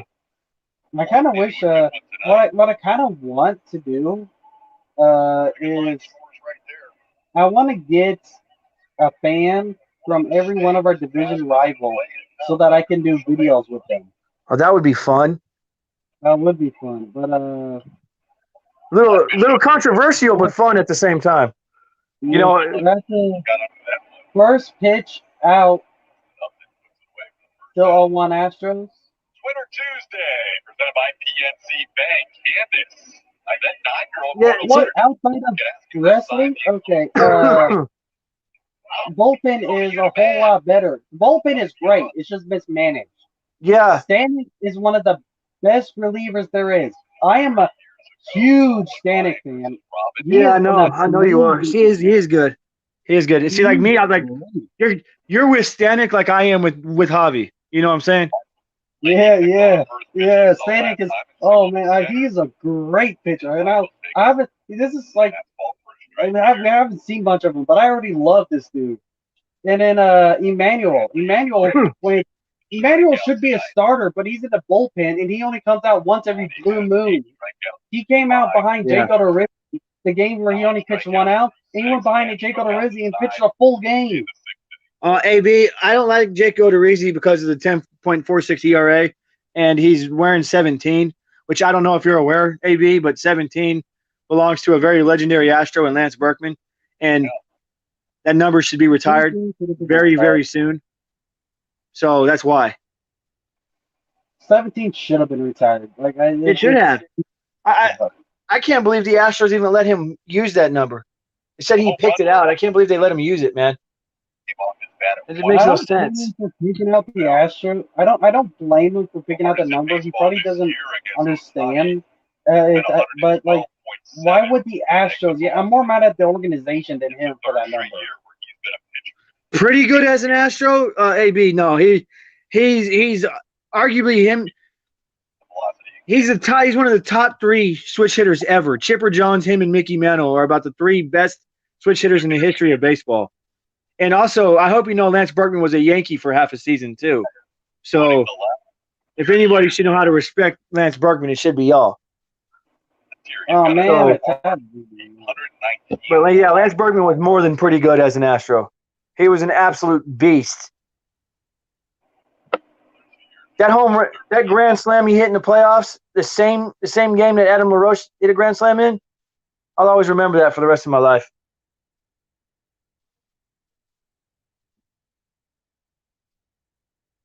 I mean,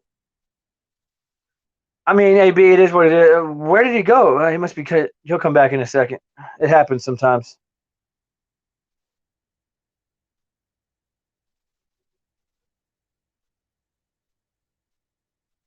I mean, he's still got the stream up. So, yeah, there you are. See? I'm back. My tablet overheated, so I'm on my phone now. Oh, it's all good. You're also a lot louder now, too. It's kind of weird.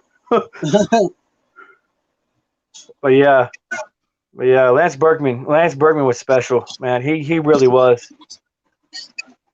And Berkman is an all-time Astro. Definitely. His number should be retired. It definitely was. And the thing is like Berkman was good in situations where we were terrible, and that's the definition of how a baseball player should be.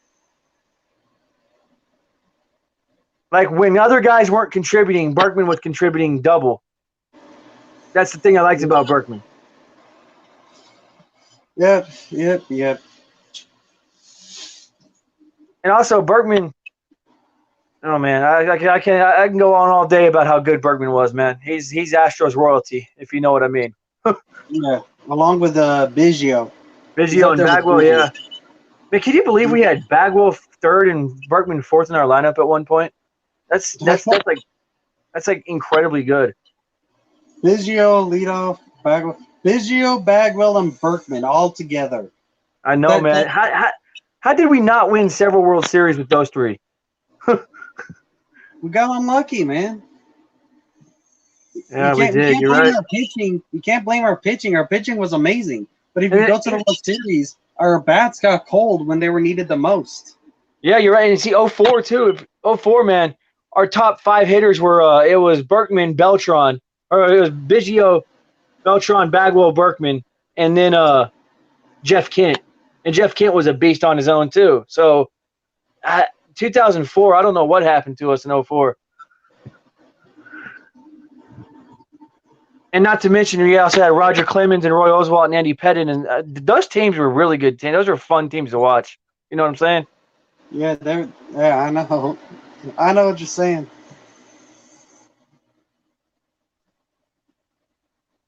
Yeah. So, yeah, McCullers though, I'm getting really impressed with McCullers now. He's doing really good. See, McCullers is somebody who can be a Cy Young candidate if he can stay healthy and stop getting, stop letting stuff get to him, if you know what I mean. Yeah, he needs to be a little bit less emotional. Just go out there and pitch. Like it's like you notice that like with like Greinke or somebody, like Greinke will make a mistake, and you can tell by his persona he doesn't let it get to him. He just recovers it and just okay, I got to go out there and pitch now. You know what I'm saying? Yeah. So that's how McCullers needs to be. Mile High, what's up? Hey, what up, Mile High? How are your Blue Jays doing? How is Springer doing? I think Springer's supposed to come back either today or tomorrow.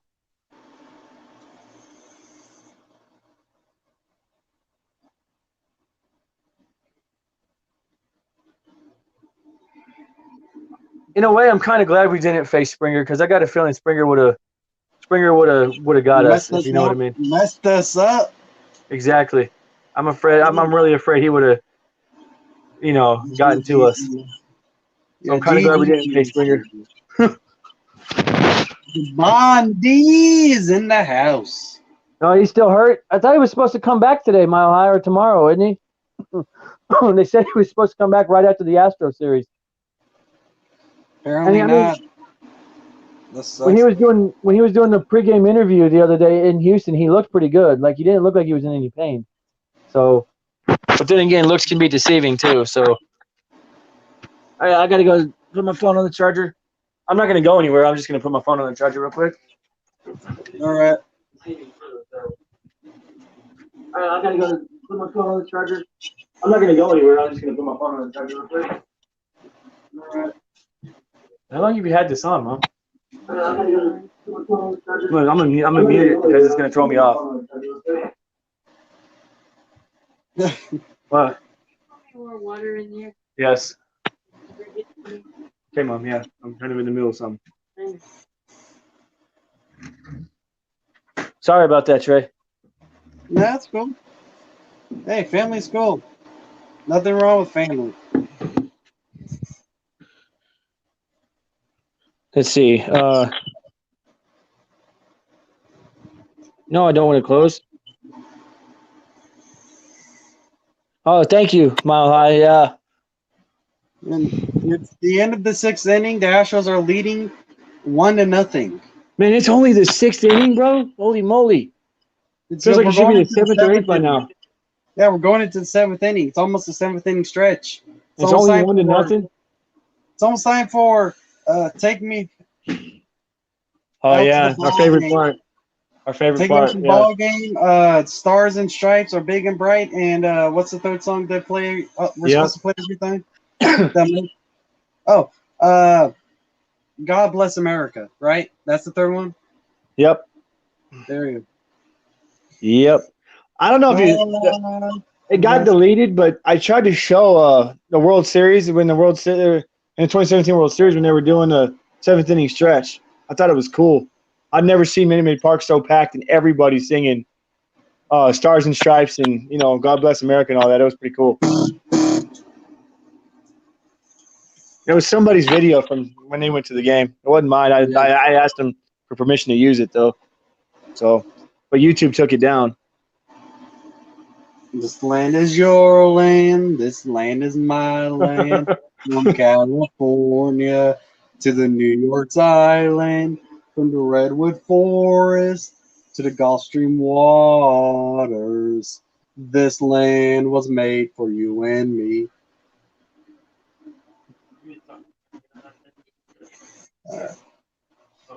Hopefully my tablet will cool down in time so I can bring in the game on one of these devices. So we can. Yep.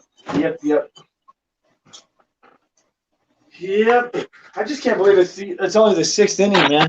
That's crazy. Oh, it's the seventh inning now. It was the end of the inning. The game's been going on for about a good 2 hours now. Mm-hmm.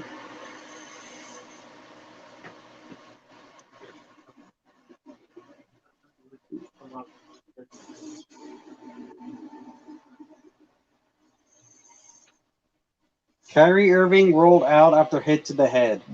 Man, I love Kyrie Irving, man. Are you serious? Yeah, he got rolled out. He got hit in the head. Oh, my God. I know.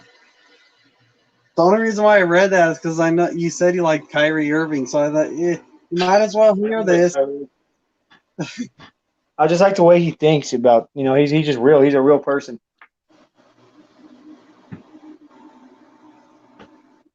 I think that's the most appealing thing about your videos, about your skits. Like, even though they're not the most, they're not the most, highly productive, most expensive videos out there. They're real and they're you. They're authentic. It's not like a bunch of money out there and it feels fake. No, that it feels real. Yeah. Hey, what up, David? What up? How are you doing? What's up, David? How you doing? David Knight, he's a real cool Nationals fan. Oh, that's what's up. Where is my cup? Yeah. Yeah, he does a lot of baseball news on his channel. So if you want to subscribe to David Knight.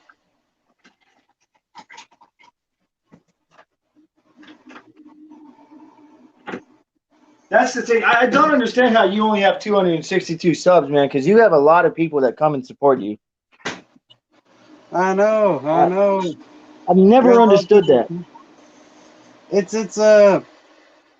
I guess it's just the type of videos I do and the type of guy I am.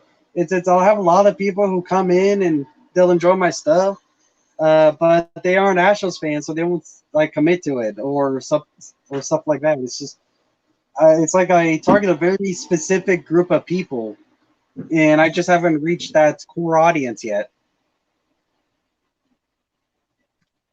That's mostly mine too, but I'm not really in it for the subs. I'm in it because I enjoy doing it, if you know what I'm saying. I mean, it's just it's fun. That's why I'm in YouTube. The only reason why I even care about the sub count is because it wasn't true whenever I first started making YouTube videos. But whenever I first started making videos, you could join YouTube, and then if you join the partner program, you can start making money off of it. And I thought that'd be real cool. Now, hey, David Knight, I subbed, by the way. I subbed to David Knight, by the way. He's got like 6,000 subs himself. He must be pretty successful. Yeah, it's man, now on YouTube, you can only start making money off of the advertisements and everything else when you have 1,000 subs. So now, all of a sudden, the sub count is important. It's just so hard to get to 1,000, though, man. It's just a grind. Like, it'll probably take me another 5 years before I'm at 1,000. I'm projected another 2 years. If you go into was it Google YouTube predictor, it should be the first result. Is like social predictor or something like that. You click that. You go into the search bar, search your YouTube name, and it should give you a list of the YouTube names. You click the YouTube names, and then your YouTube name, and then you go to future projection, and then you go to subscriber milestone. It should give you about how long it might take for you to reach 1,000. Yeah, last time I checked, it said about 4 or 5 years, but that was when I was at 100 subs. So I don't know then. But yeah. Oh, so you already know what I'm talking about then. Yeah, I know exactly what you're talking about. It's called it's called something because I've seen it before. I can't remember the name of it. I know I've used it before because I've gone to the library just to see it. The name I had it in my head, but just slipped my mind just a second ago. But yeah, I know exactly what you're talking about. That it comes in real handy. What about you? Like, do you have YouTube Studio? Do you know what that is? Oh yeah, I got a YouTube Studio. Yeah, YouTube Studio comes in a. I need better Photoshop skills for thumbnails and videos / streams. Yeah, I need better Photoshop skills for that stuff too. Yeah. I need Wi-Fi. That's what I need. See, YouTube Studio does really well with the two editing softwares that I have, Video Show and KineMaster, because like when you see like the ones with all the words on it, like the 2028 Astros video, yeah, it does really good with that because it makes it creative instead of bold and boring. Like if I were to do that without any editing software, you know how boring it would be? Yeah. Well, remember last year where I did the playoff hype videos? Yeah. I'm gonna try to do that again this year. I want to take what I learned in editing and try to improve on it. And I'm gonna try to do if the Astros make the playoffs, do a 2021 playoff hype video. Yeah, David Knight. My full channel is just Hatstros McGee. I've been other things. I've been Hatstros McCann, Hatstros Javier McGee, but it's Hatstros McGee. Just Hatstros McGee. Boom. That's it. There's also a Hats McGee on there too. That's my old channel. Don't worry about that one.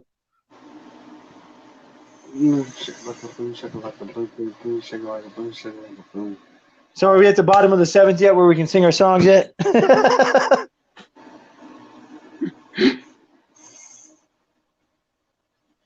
Yeah. All right. Well, let me see. My tablet's still a little over hot, so I'll try to check. Oh, okay. Okay, yeah. And it's saying top of the 7th. Mid of the 7th. So this is the 7th inning stretch. Appreciate you, little H. Let's do our own. I'm going to bring. David Knight says, please spare us the singing. Please spare us the singing. Now I'm going to sing even more. My mom's probably thinking the same thing. Come on. We got to at least sing God Bless America, right? Yeah. My favorite is Stars and Stripes. That's my favorite. Because the way the Astros fans do it is interesting. I know my voice ain't pretty, but these are pro-America, pro-Texas songs in a time where the world hates us. Also, don't forget pro baseball too, because don't forget about Take Me Out to the Ball Game. Take me out to the ball. All right. Well, God bless America. God bless America. Oh, they're playing it? Yes. Land that I love, stand beside her and guide her to the night with the light from above, from the mountains to the prairies, from the ocean, white with foam. God bless America. My home, sweet home. God bless America. My home, sweet home. Well, take me out to the ball games next, ain't it? Yeah, you can do that one next. Take me out to the ball game. Take me out to the club. Buy me Buy me some sunflower seeds and Gatorade. I don't care if I ever get back. Let me root for the Astros. They don't win, it's a shame. Or it's one, two, 3 strikes, you're out at the old ball game. Now It's comes kind of my hard favorite. to do this in sync whenever you're doing it over audio because you don't hear you don't hear whenever I do it right away, and I don't hear when you do it right away because there's a delay due to the audio. Oh yeah, there is. You're right. Stars and stripes are big and bright. Deep in the heart of Texas. Sage and bloom. Smells like perfume. I don't know which one's second though. Deep in the heart of Texas. Are they at the 7th inning stretch right now? Is wide and high. Deep in the heart of Texas. Let's bring it. Let me see. I should be able to bring up the game now on my tablet. Yeah, man. The 7th inning stretches at baseball games are always fun. I'm sorry, David. I'm sorry, David. We had to torture you with the horrible ears. But someone's got to be pro-America. Someone's got to be. Fun fact, little H, there's only 2 teams that put the team name in the song "Take Me Out to the Ball Game," and that is the Braves and the Astros. Usually it's root for the home team, but back in 1988, the Astros put the Astros in the song. So bottom of the 7th, Astros batting, 1 out, 3-2 count, and that is hit hard, going back towards the wall of the crowd, and it is out. Dang it! Who was that? I don't know. It's all blurry. Man, I thought that was gone. What if that was Miles Straw, though, man? Well, we'll figure it out once I figure out who the next batter is. Man, that was close.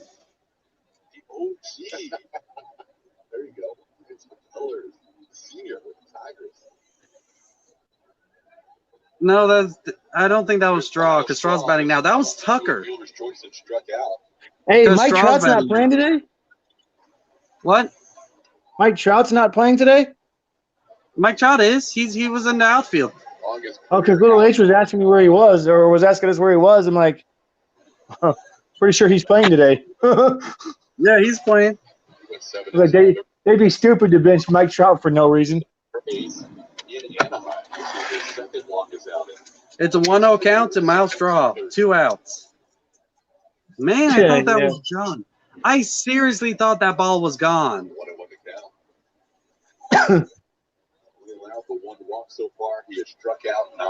Man, I feel deflated now. Getting all that excited over nothing. That's funny. You feel deflated now. I do.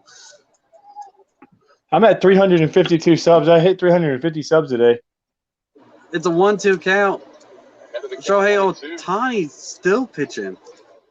Shohei Ohtani's not a bad pitcher. He's not a great one, but he's not a bad one either. No, he's going into the 7th inning with only 1 run allowed. This is an amazing day for his pitching. Well, the thing is, with McCullers is doing dang good too, man. It's a pitcher's duel today. Yeah, it's a 1-0. Straw strikes out. Definitely a pitcher's duel today. Straw strikes out. It's not the top of the 8th inning. We have 2 more innings to go before the end of the ballgame. The Angels have 6 outs to get 1 run. Hey, by the way, where are our nameplates at? Don't we usually have nameplates on our screen? Yeah. No. It's weird. Huh, oh, well. That's kind of a silly thing to ask about, but yeah. Yankees won 3-1. Oh, that's nice. Congratulations to your Yankees, AD. Congrats. Ohtani over Bauer.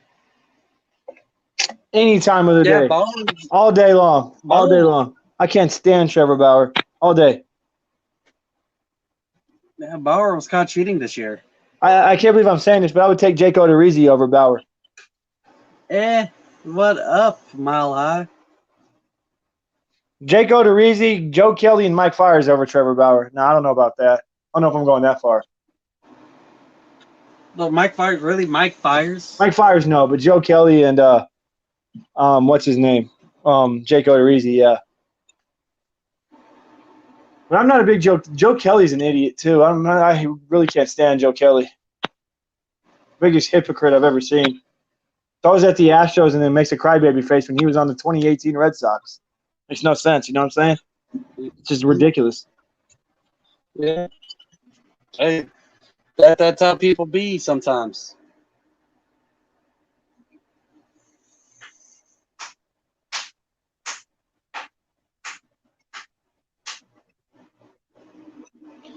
NBA 2K. Well, World Traveler never came back. She might be busy. Yeah, she is engaged. Altuve ALCS MVP bobblehead this Saturday. So if y'all make it to the Astros game this Saturday, you'll get a free Altuve ALCS MVP bobblehead. That's a nice bobblehead. Here we go into the 8th inning. Lance McCullers Jr. is still pitching into the 8th inning. Hey, have I showed you my Altuve called pennant shirt before? It's a pretty cool shirt. One of my favorite Astros shirt.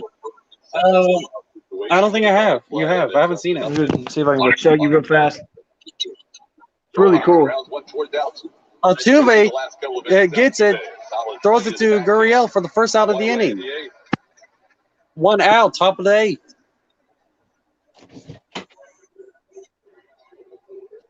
Tuesday, presented by PNC We lead. Bank. Congratulations on your lead. All right, hang on. Let me. I don't know how well you can see it, but see, I got this literally.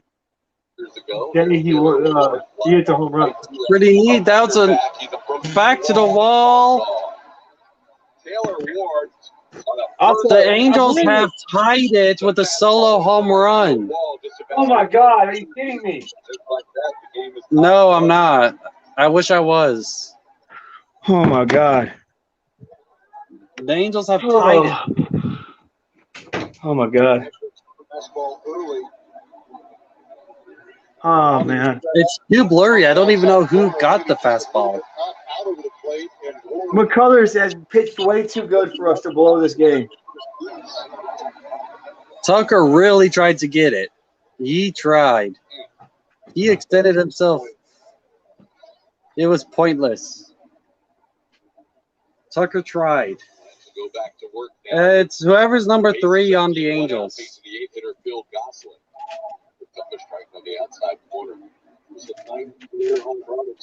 Bro, I swear. That's McCullers deserves today. Also, what's been up with Javi lately, man? He's been really, really bad the last 2 starts. Who knows? Maybe who knows? Maybe he'll pull a Lance McCullers and come into the next game and just be unstoppable. Hopefully, because he usually is unstoppable. Smashing his season high with 9 strikeouts tonight. I think it's double digits for the first time.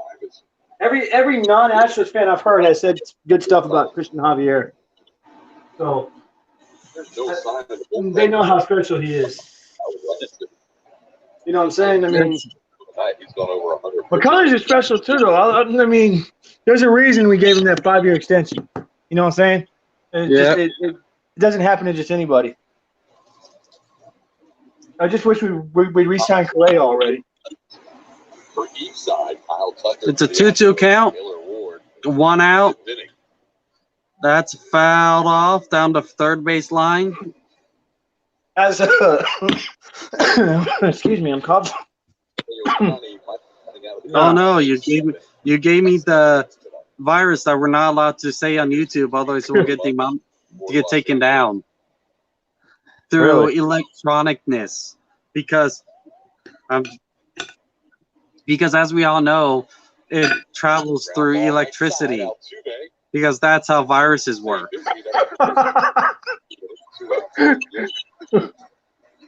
You're just like, it travels through electricity. Dang. I don't have the virus, don't worry. I've been tested several times. I'm trying to justify all the people who wear masks for their Zoom calls. That makes no sense. Why would you do that? Virtue signaling. Yeah, I'd be like, if me and you had camera on right now, we were wearing masks. That'd be weird. It's people who wear masks specifically to put in their profile pic for virtue signaling. I know somebody who sleeps with his mask on. Oh, then. McCullers bounced that ball into the zone. He bounced it into the zone. Allie's brother sleeps with his mask on. Hey, you know what? I'd rather have McCullers pitching really terribly, and getting all the outs over him making really good pitches and still getting hit. Yeah, that's what I'm saying. He's pitched way too good today for us to be losing. He did not pitch good that first inning at all. I'm telling you, his first strikeout was a strikeout where he threw the ball at the dude's head. When you throw a ball at the batter's head, how often is that a strikeout? Yeah, that is kind of, yeah. He just got lucky that first inning, but I love it.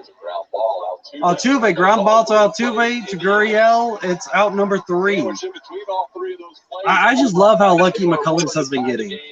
Well, I mean, like I said, McCullers is a good pitcher, man. He just needs to work on some stuff. Hey, you know what? If he's throwing the ball at people's head and they're still getting struck out, I don't care. He's getting the strikeout. That's all that matters. Hey, they're the dummies that are swinging at it. Yes. They're the dummies for swinging at the terrible balls. Hey, look, that one's in the dirt. Let me swing at that one. Oh, yay! It's coming. Let me swing.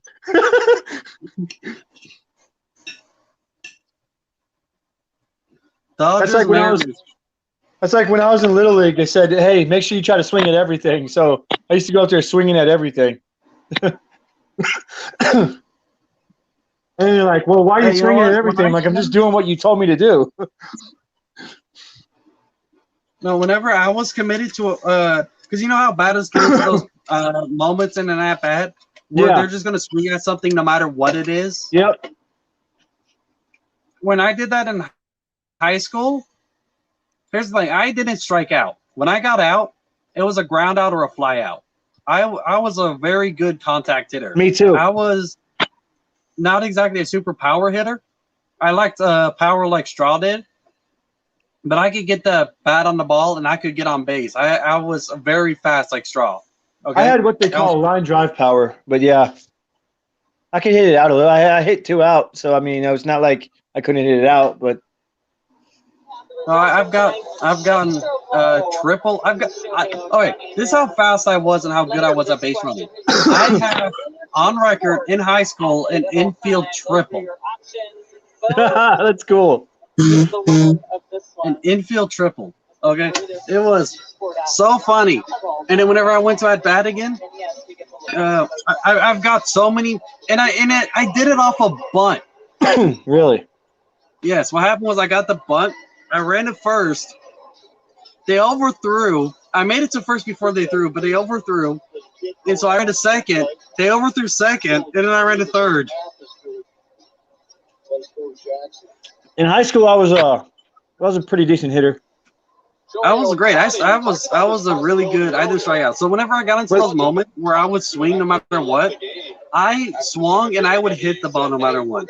There was this one time I hit the ball. It was a foul ball. Okay. But what happened was I was in that moment where I was swinging no matter where the ball was. So I started to swing before the ball even got really to where I could see where it was going. But then I saw it go down, down, down until it was in the dirt.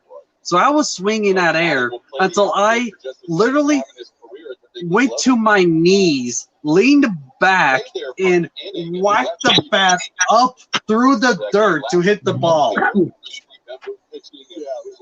Wow. I said, I was determined to hit that ball no matter what.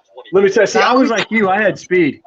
I got hurt sliding into second base. I hurt my knee. The second baseman stepped on my knee, and I could never play after that. But because I was stretching a single into a double, and I was out, but the second baseman, instead of tagging me, decided, oh, hey, well, the bag's right here. Let me step on your bag and your knee, and boom. What happened with me, the reason why I'm not playing baseball anymore is because I started too late. It's a 3-1 count, I think. Like I said, it's extremely blurry right now. Yeah, it's 3-1. What happened with me is I started late. My first year of baseball was like my final year of high school. But I was a really good baseball player. Tommy Ramey was here with me in school, so he's my witness. I was a really good baseball player, even for 1 year. But 1 year doesn't help you when it comes to college. Did Tommy play? No, Tommy was not a baseball player, but he watched me. 1 year of experience, though, is not enough for college, sadly. No. But I was a really good baseball player. And the only time I got hurt in baseball was whenever I was stealing. They tried to pick me off at first, okay? They overthrew it, so I went to steal second, because, or, whatever you call it, advance to second on an error. But I tried to, I was planning on turning it into a triple because of my speed. I was going from second to third. That's what I wanted to do, going from first to third. Yeah. But they got the ball in a lot sooner than I thought, and so I did a really late slide. I slid late into second, so I hit that base. Oh, I hate it when that happens. I hit the face with extreme force, and I sprained my ankle right there. I bet that hurt. It hurt like a mofo.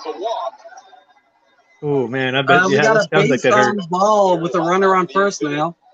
So the Angels are still batting, right? Yep. Oh, my God. Please don't blow this game.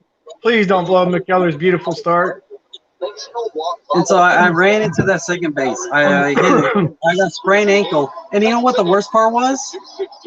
They overthrew the second baseman. So I could have so if I would have just kept running through, I could have easily made it to third. But I decided to slide late because they got the ball in sooner than I thought. And the ball went overhead. And then I was in too much pain to get up right away and run to third. It sounds like that hurts, man. It did. Oh, man. And then after it healed, it was the end of the school year. I played through the pain. But after it healed fully, or, nearly fully, it was the end of the school year. We were doing basketball. I jumped to get a rebound. Altuve swings and hits it high, going down the foul line. Dang it. Come on, Altuve. Don't blow McCullers' start here, man. It looked like they allowed it to fall on purpose. Either that or they lost it because they were close to it and they just let it drop. Mile high, I bet that was fun. I'm not sure if he lost it, but Luke has looked down to France, yeah. I know a kid who's literally 13 years old down the road who throws about 80 miles an hour. It's ridiculous how fast kids throw nowadays. And so so I went to a rebound. I landed on the ankle that I had injured sliding to second base, and then I heard a loud pop. I bet that hurt. That had to have hurt. Altuve, chopper down the line, fouled off. Still no 2 count. Altuve fouled the ball twice. Every time Altuve bats, the words Altuve has just set the Astros to the World Series pops in my brain. I swear. Jose.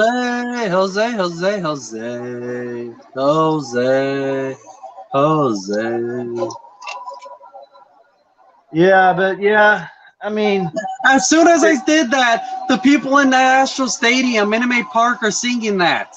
Jose. Altuve hit that's a double play. Jose. No, it's not. Altuve made it to first in time to avoid the double play. Altuve's a fast little guy, man. But the runner did get out at third. You know how short Altuve is? Have you seen how buff and how barrel-chested he is for a short guy? Maldonado got out at second. Altuve made it. Yeah, he made it in time. Hey, shocker. Hey, you want to hear something shocking? Maldonado got out at second. Oh, my goodness. Hey, at least he made it to second. He actually got on base, though. Wow, that's really a shocker. Did you see when he popped one in New York? Man, I mean, that was crazy, man. That was the same game Jordan hit 2 home runs in. Altuve stolen 1 base this year in a couple of attempts. Diaz is 0 for 3 right now. It's an 0-1 count. Diaz usually isn't 0 for 3. Diaz usually gets a hit.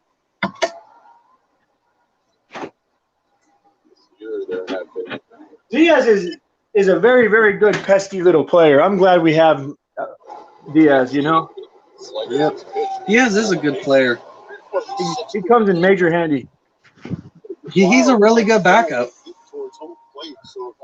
He's not usually this bad at hitting. He usually seems like he gets a hit a game. He's a really good pinch hitter. He's a really good backup. Pitcher or player in Angels history, Aaron Slater. Mitch Haniger has 10 home runs. I don't even think an Astro has even close to 10 home runs yet. That's what we haven't hit as many home runs as we usually do. Have you noticed that? I'm okay with that as long as we start winning. You know what? Me too. But I mean, we usually hit a bunch of bombs. Well, we're missing a lot of our biggest home run people. McKinstry, what's up, brother? Another guy from my neck of the woods. McKinstry Uber Alice. Uber Alice. Hey, I saw you subscribe to me earlier. Thanks for the sub. Colors has been brilliant for 8 innings. 96 pitches. Not sure if he'll be out for the night. Bro, but so that means like Diaz though, for real though, man. Like, that was a good pickup. I mean, he's the perfect replacement for Marwin Gonzalez. Everyone was thinking, oh, he's not a replacement for Marwin, but he's perfect. You know what I'm saying? He's just really good. He's a good player. Like I said, he's not really an everyday player, but if you play him start him every other day, he's really good. Well, congratulations, Kenna, on your dub. Right side, that's a base hit. Diaz gets a base hit. Altuve advances to second. Runners on first and second now. 1 out. Sorry, Kenna, I didn't see you, man. What's up? Kenna. The go-ahead run is at second base. 1 out. He barely reached out of the zone to tap the ball, and it just got past the infielders. Brantley and Alvarez, Joe Batten going to the lefty side armor, Alex Claudio. Slingers will leave the Alex Claudio throws heat, though, man. He was bringing it for the Rangers a couple years ago. He throws hard. Mile High is a Broncos fan, not a Chargers fan. Yeah. Alex Claudio, this is going to be tough, man. He's like their best relief pitcher. He throws really hard. We got Michael Brantley up, though. And then I'm not worried about it then. It's Brantley. Never mind. I changed my mind. We got Brantley, and behind Brantley is Alvarez. So they're bringing out their best reliever, but we got some of our best batters up. Yo, Kenna, I'm sorry, bro. I didn't see you again. What's up, Kenna? How you doing, bro? Let's go. H-Town for life. You're right, Tommy. Oh, what's up, Tommy? What's up, man? Again.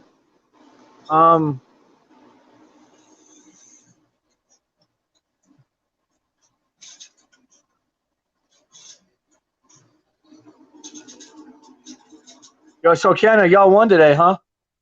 Man, that's just going to make us even harder to catch y'all for first. And the Mariners. Can't y'all just go on a losing streak for us, please? The thing is, we got to recatch the Mariners now. The Mariners passed us up again. So they won today? Damn it. They won yesterday, too, and we lost yesterday. So I ain't going to lie, man. The Mariners are being pesky this year, man. I'm really impressed by the Mariners. They're very, very pesky this year. I'm waiting for the Mariners to fall out of irrelevancy again. Yeah, man. They got some good young talent. I mean, the problem with them though is they're a little inconsistent. But I mean, they're pesky this year, man.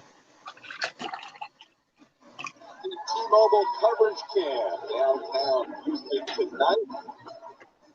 Product 17,350 have been entertained with a great game between the Astros and the Angels. It was 1-1. About half the eighth inning, 2-on. Hey, have you streamed an extra inning game yet, Trey? I'm not sure. I think you did in the playoffs when we played the A's.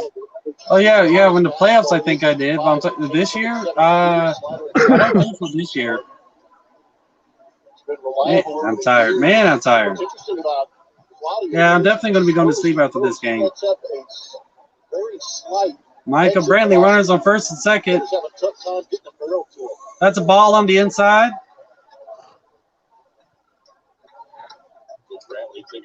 I love how Canada casually ignores me. It's so awesome. I love it. I love it. Good speed at second. Come on, what the heck happened to my screen?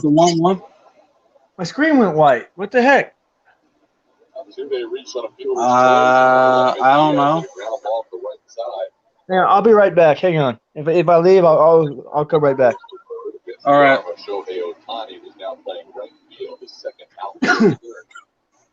On my phone, and my phone's getting hot itself. That's what's the problem. Okay.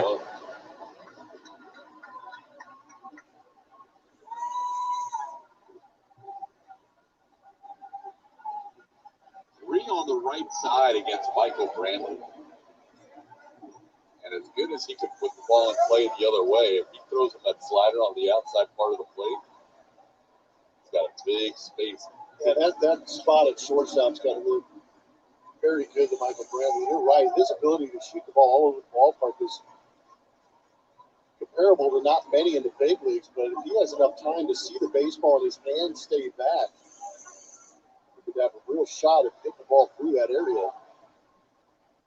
There's a line drive, base hit to center field. Altuve being waved home. Here comes a throw from Trout. Altuve safe. Astros take a 2-1 lead. Michael Brantley an RBI base hit. It's almost as if we know what we're doing up here, Tuve. Uncle Mike did a great job. That slider ended up being right down the middle, but he had the same idea that we did. Use that up the middle, opposite side of the field. And they did. They challenged Mike Trout's throw. It was a little bit up the line, and with Suzuki coming up the line, Altuve went flying past. David quick keep. Saw where Trout was, then saw the throw coming home, and just beat the throw. One MVP scoring ahead of the other MVP's throw home. Now the infield in for Yordan Alvarez, who takes a fastball off first strike.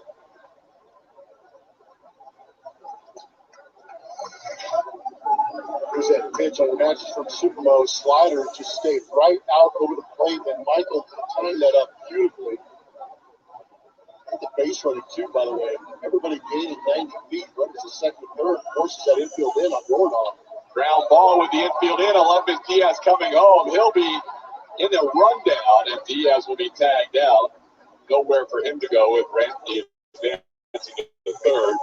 So the infield in cuts down the runner, Alexis Diaz, but now first and third with 2 outs for Yuli Gurriel.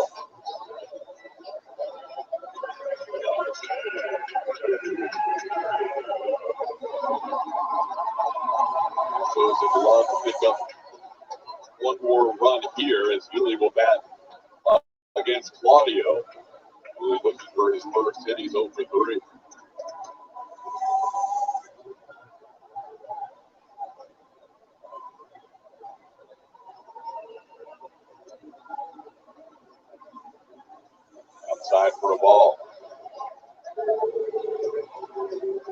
faced the ball on the ground all 4 times he has faced Claudio. It's 3 ground outs and a ground out or a ground base hit.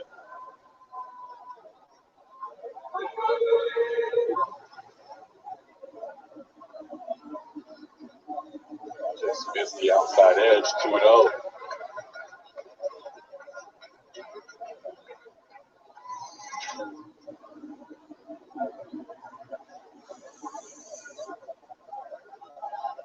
Ryan Presley continues to warm up for the Astros. Looks like he'll have the 9th inning facing the top of the order. Yuli drives one deep to left field.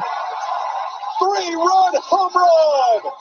La Pina with a huge swing here in the bottom half of the 8th inning. Astros lead 5-1.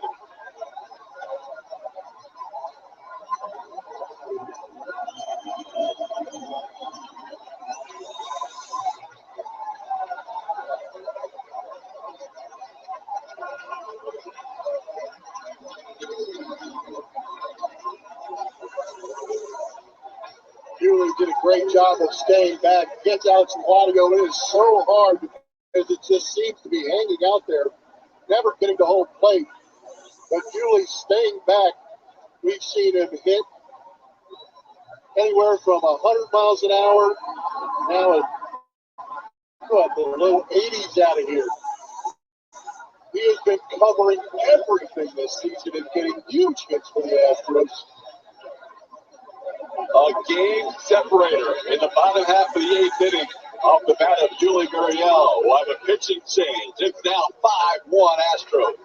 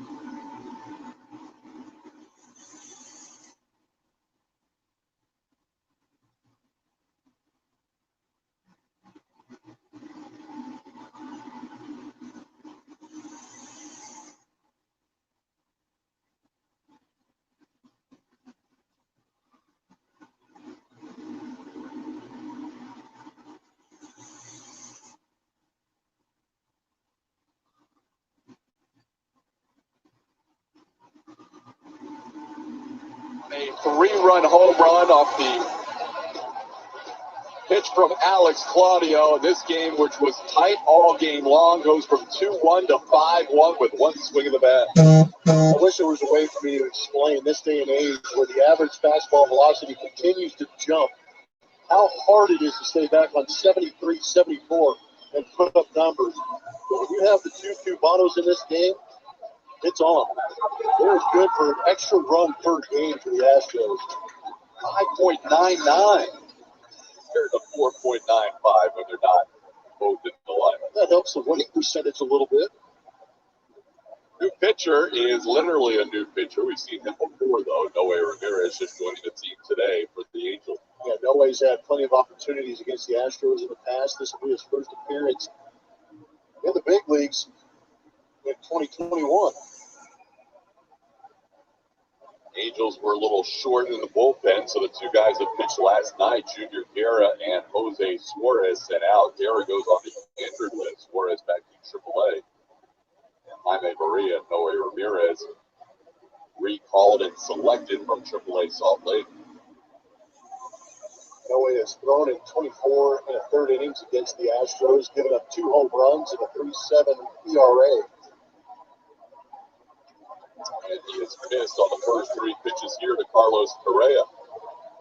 He's another guy that relies on the funky delivery and interesting arm angle and movement at high velocity.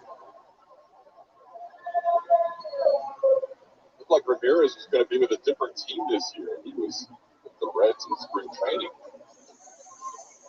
Like a lot of other pitchers we have seen out of the Angels bullpen, Tony Watson, who spent his entire spring with the Phillies, Cishek, who spent his entire spring with the Astros. Noe Ramirez signed with the Angels after spending his spring with a different team. 3-1 pitch, up and away, ball 4. Ramirez issues a walk to the first batter he faces this year. This copyrighted telecast is presented by authority of the Houston Astros. They may not be reproduced or retransmitted in any form. The accounts and descriptions of this game may not be disseminated without the express written consent of the Houston Astros.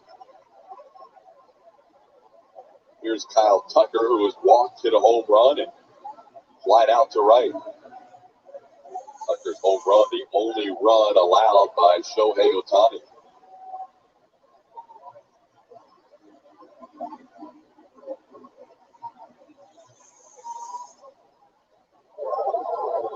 Down at the plate and caught Kurt Suzuki.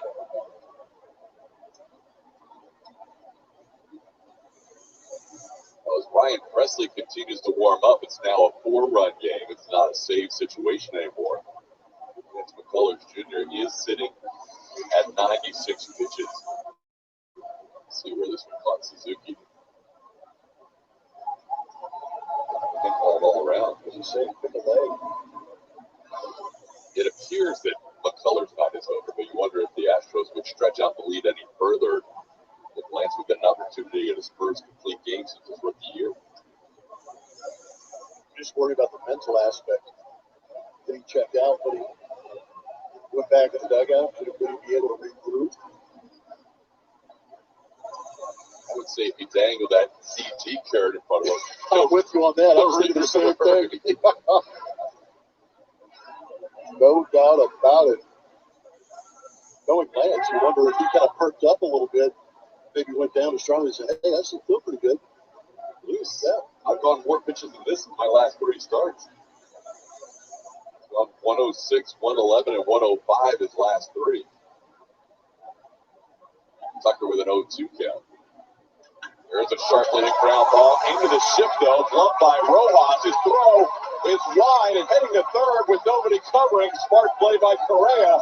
First and third for the Astros on the infield hit by Kyle Tucker.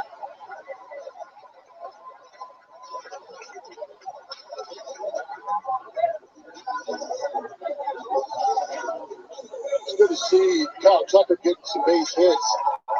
Had that big bomb earlier. And with the shifts that Joe Maddon's been putting on, he's had some guys playing out of position. Got on the replay, it looked like it was Fletcher who yanked that throw. But a great read in that shift from Correa, who recognized the shift was on, and third base is wide open, so just keep moving. Saw a similar play with Gleyber Torres up in New York. Astros taking advantage of that unique shifting situation. Yeah, that's one where both Goslin and Rojas have to be more aware with the shift, and something's got to cover third. No, you're absolutely right. As soon as you recognize that throw is being offline, well, actually, you know what? As soon as you see the play not going to second base, you've got to take off and cover third base. Yeah, there's 2 guys standing in the bag, nobody covering third. So now Miles Straw can try and add to this lead here. Straw had a multi-hit, multi-RBI game last night, second time in his career. So he did that June 15th of 2019 against the Blue Jays. And he's 0 for 3 with a couple of strikeouts and takes a pitch inside for a ball, 1-0.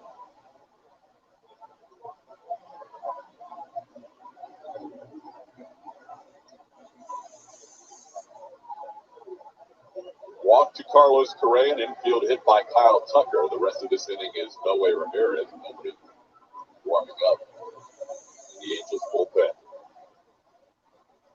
draw a line drive, but at the shortstop Fletcher to end the inning.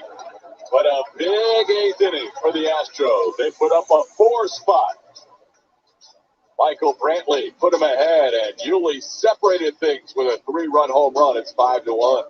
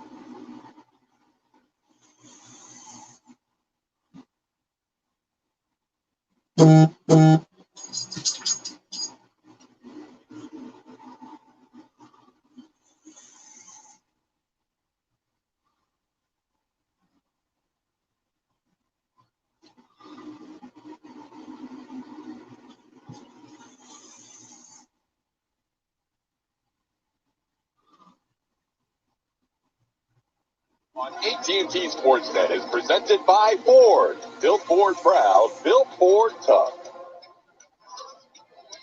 Don't forget, after our game, it's the Astros post-game show presented by Whataburger. Kevin Eschenfelder and Mike Stan will host as they will talk about what has been a very entertaining night here inside Minute Maid Park. Astros leading 5-1 headed to the ninth. They'll have the interviews, the analysis, the highlights. This has been the antithesis of the game yesterday, which dragged a lot of deep counts, pitchers pitching without a lot of rhythm. Tonight, those guys that got after it, Shohei Ohtani and Lance McCullers Jr., so the Astros were able to get to the Angels bullpen in the eighth, and now it's time for Ryan Presley. Kind of safe situation with the Astros up 5-1, but I think seeing Ryan Presley get hot last night, not pitch, get hot tonight, kind of needed to get him in this ball game and use that right arm. Although it would have been a lot of fun to see Lance go out there and try and get that complete game. Nice start. How about that? One pitch. And Jose Altuve bullying Yuli Gurriel, taking over for that pop-up. Wow. And there's one out. That was all Yuli the whole way, and Altuve called off the play. I mean, he was camped under it. He almost pushed him. I've never seen that. And then stared him down. This is awesome. Don't mess with me. Here's Shohei. Part of the reason this night has been so entertaining was because of the guy at the plate. Yes, 100%. It's got to be tough for him to be in right field and watch what just happened. He pitched 7 outstanding innings, allowing 4 hits and a run. He walked 1 and he struck out 10. He was around the plate the whole night. Only needed 88 pitches to get through 7. Then Joe Madden put him out in right field. For the first time in any competitive game at the major league level, the last time he played left field for an inning, it was a blowout with a catcher pitching. And as it turns out, Altuve wouldn't challenge him on a base hit into right during that inning. There's a strike call to Ohtani. Presley ahead 1-2. Lance McCullers Jr. with one more brilliant inning than Ohtani tonight. Right now, looking for Ryan Presley to close out a victory for Lance and also for the Astros, leading 5-1. 1-2 is fouled away.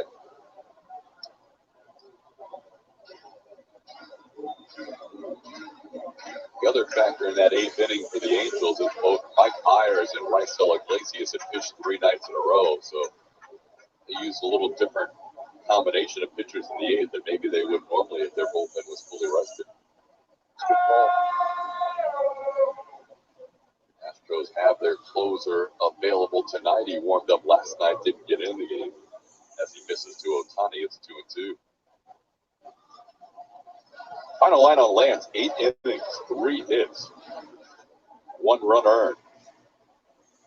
Run came on a solo home run by Taylor Ward that got into about the second or third row of the stands and right. 2 walks, 9 strikeouts, matching his season high. Now goes 3-2 on Ohtani. And threw 96 pitches in 8 innings tonight. By far his most efficient outing of the year. Just 12 pitches per inning, never threw more than 14 pitches in any inning tonight. That is Amazingly economical. called third strike, bottom of the zone. Ohtani was starting to head to first base on a pitch he thought was below the knees. Ryan Presley picks up a strikeout for the second out. A little too close to take in that 2-strike count. Pitch right in front of him. Martin gave him a good look at it. Got just enough of that zone. Now Presley will face Mike Trout here with the bases empty and 2 outs.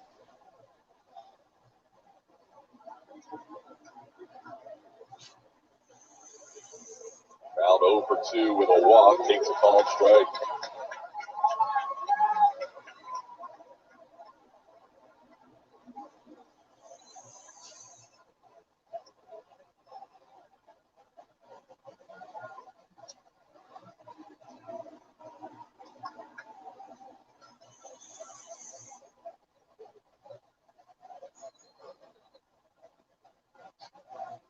Three hits tonight for the Angels, 2 singles, 1 by Ward, 1 by Ohtani, and a home run by Ward. 1-1 the count. Oh, wow.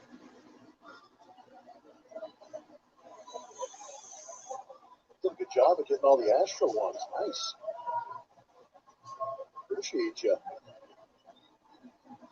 Thanks for all those fans who participated tonight, those we showed and those we haven't been able to acknowledge on the broadcast, but we do appreciate all your efforts as our Twitter Tuesday presented by PNC Bank wraps up. It's been a great game tonight, and now the Astros fans with 17,350 in attendance will all rise here with 2 strikes and 2 outs.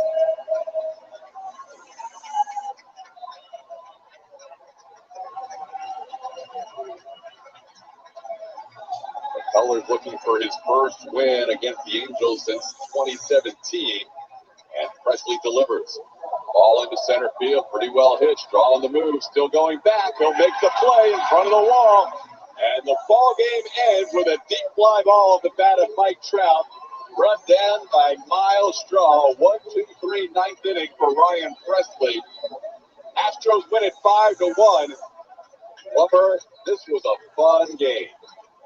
It was a lot of fun. We knew it was going to be fun. It lived up and actually surpassed any expectations that we did have. It was great to see Lance McCullers go out there and pitch a very good game. Going 8 innings, throwing 96 pitches, had 9 strikeouts, only made 1 mistake, that opposite field home run to Taylor Ward, but the offense picked him up. And when pitching goes good, the game is usually pretty quick, and they owed us one after last night. Last night, 3 hours and 57 minutes. Tonight, 2 hours and 33 minutes. Brantley, the go-ahead RBI, and Yuli Gurriel separated things with a 3-run home run. Fun night. Astros win it 5-1. While plenty more, including the post-game show, coming up right around the corner.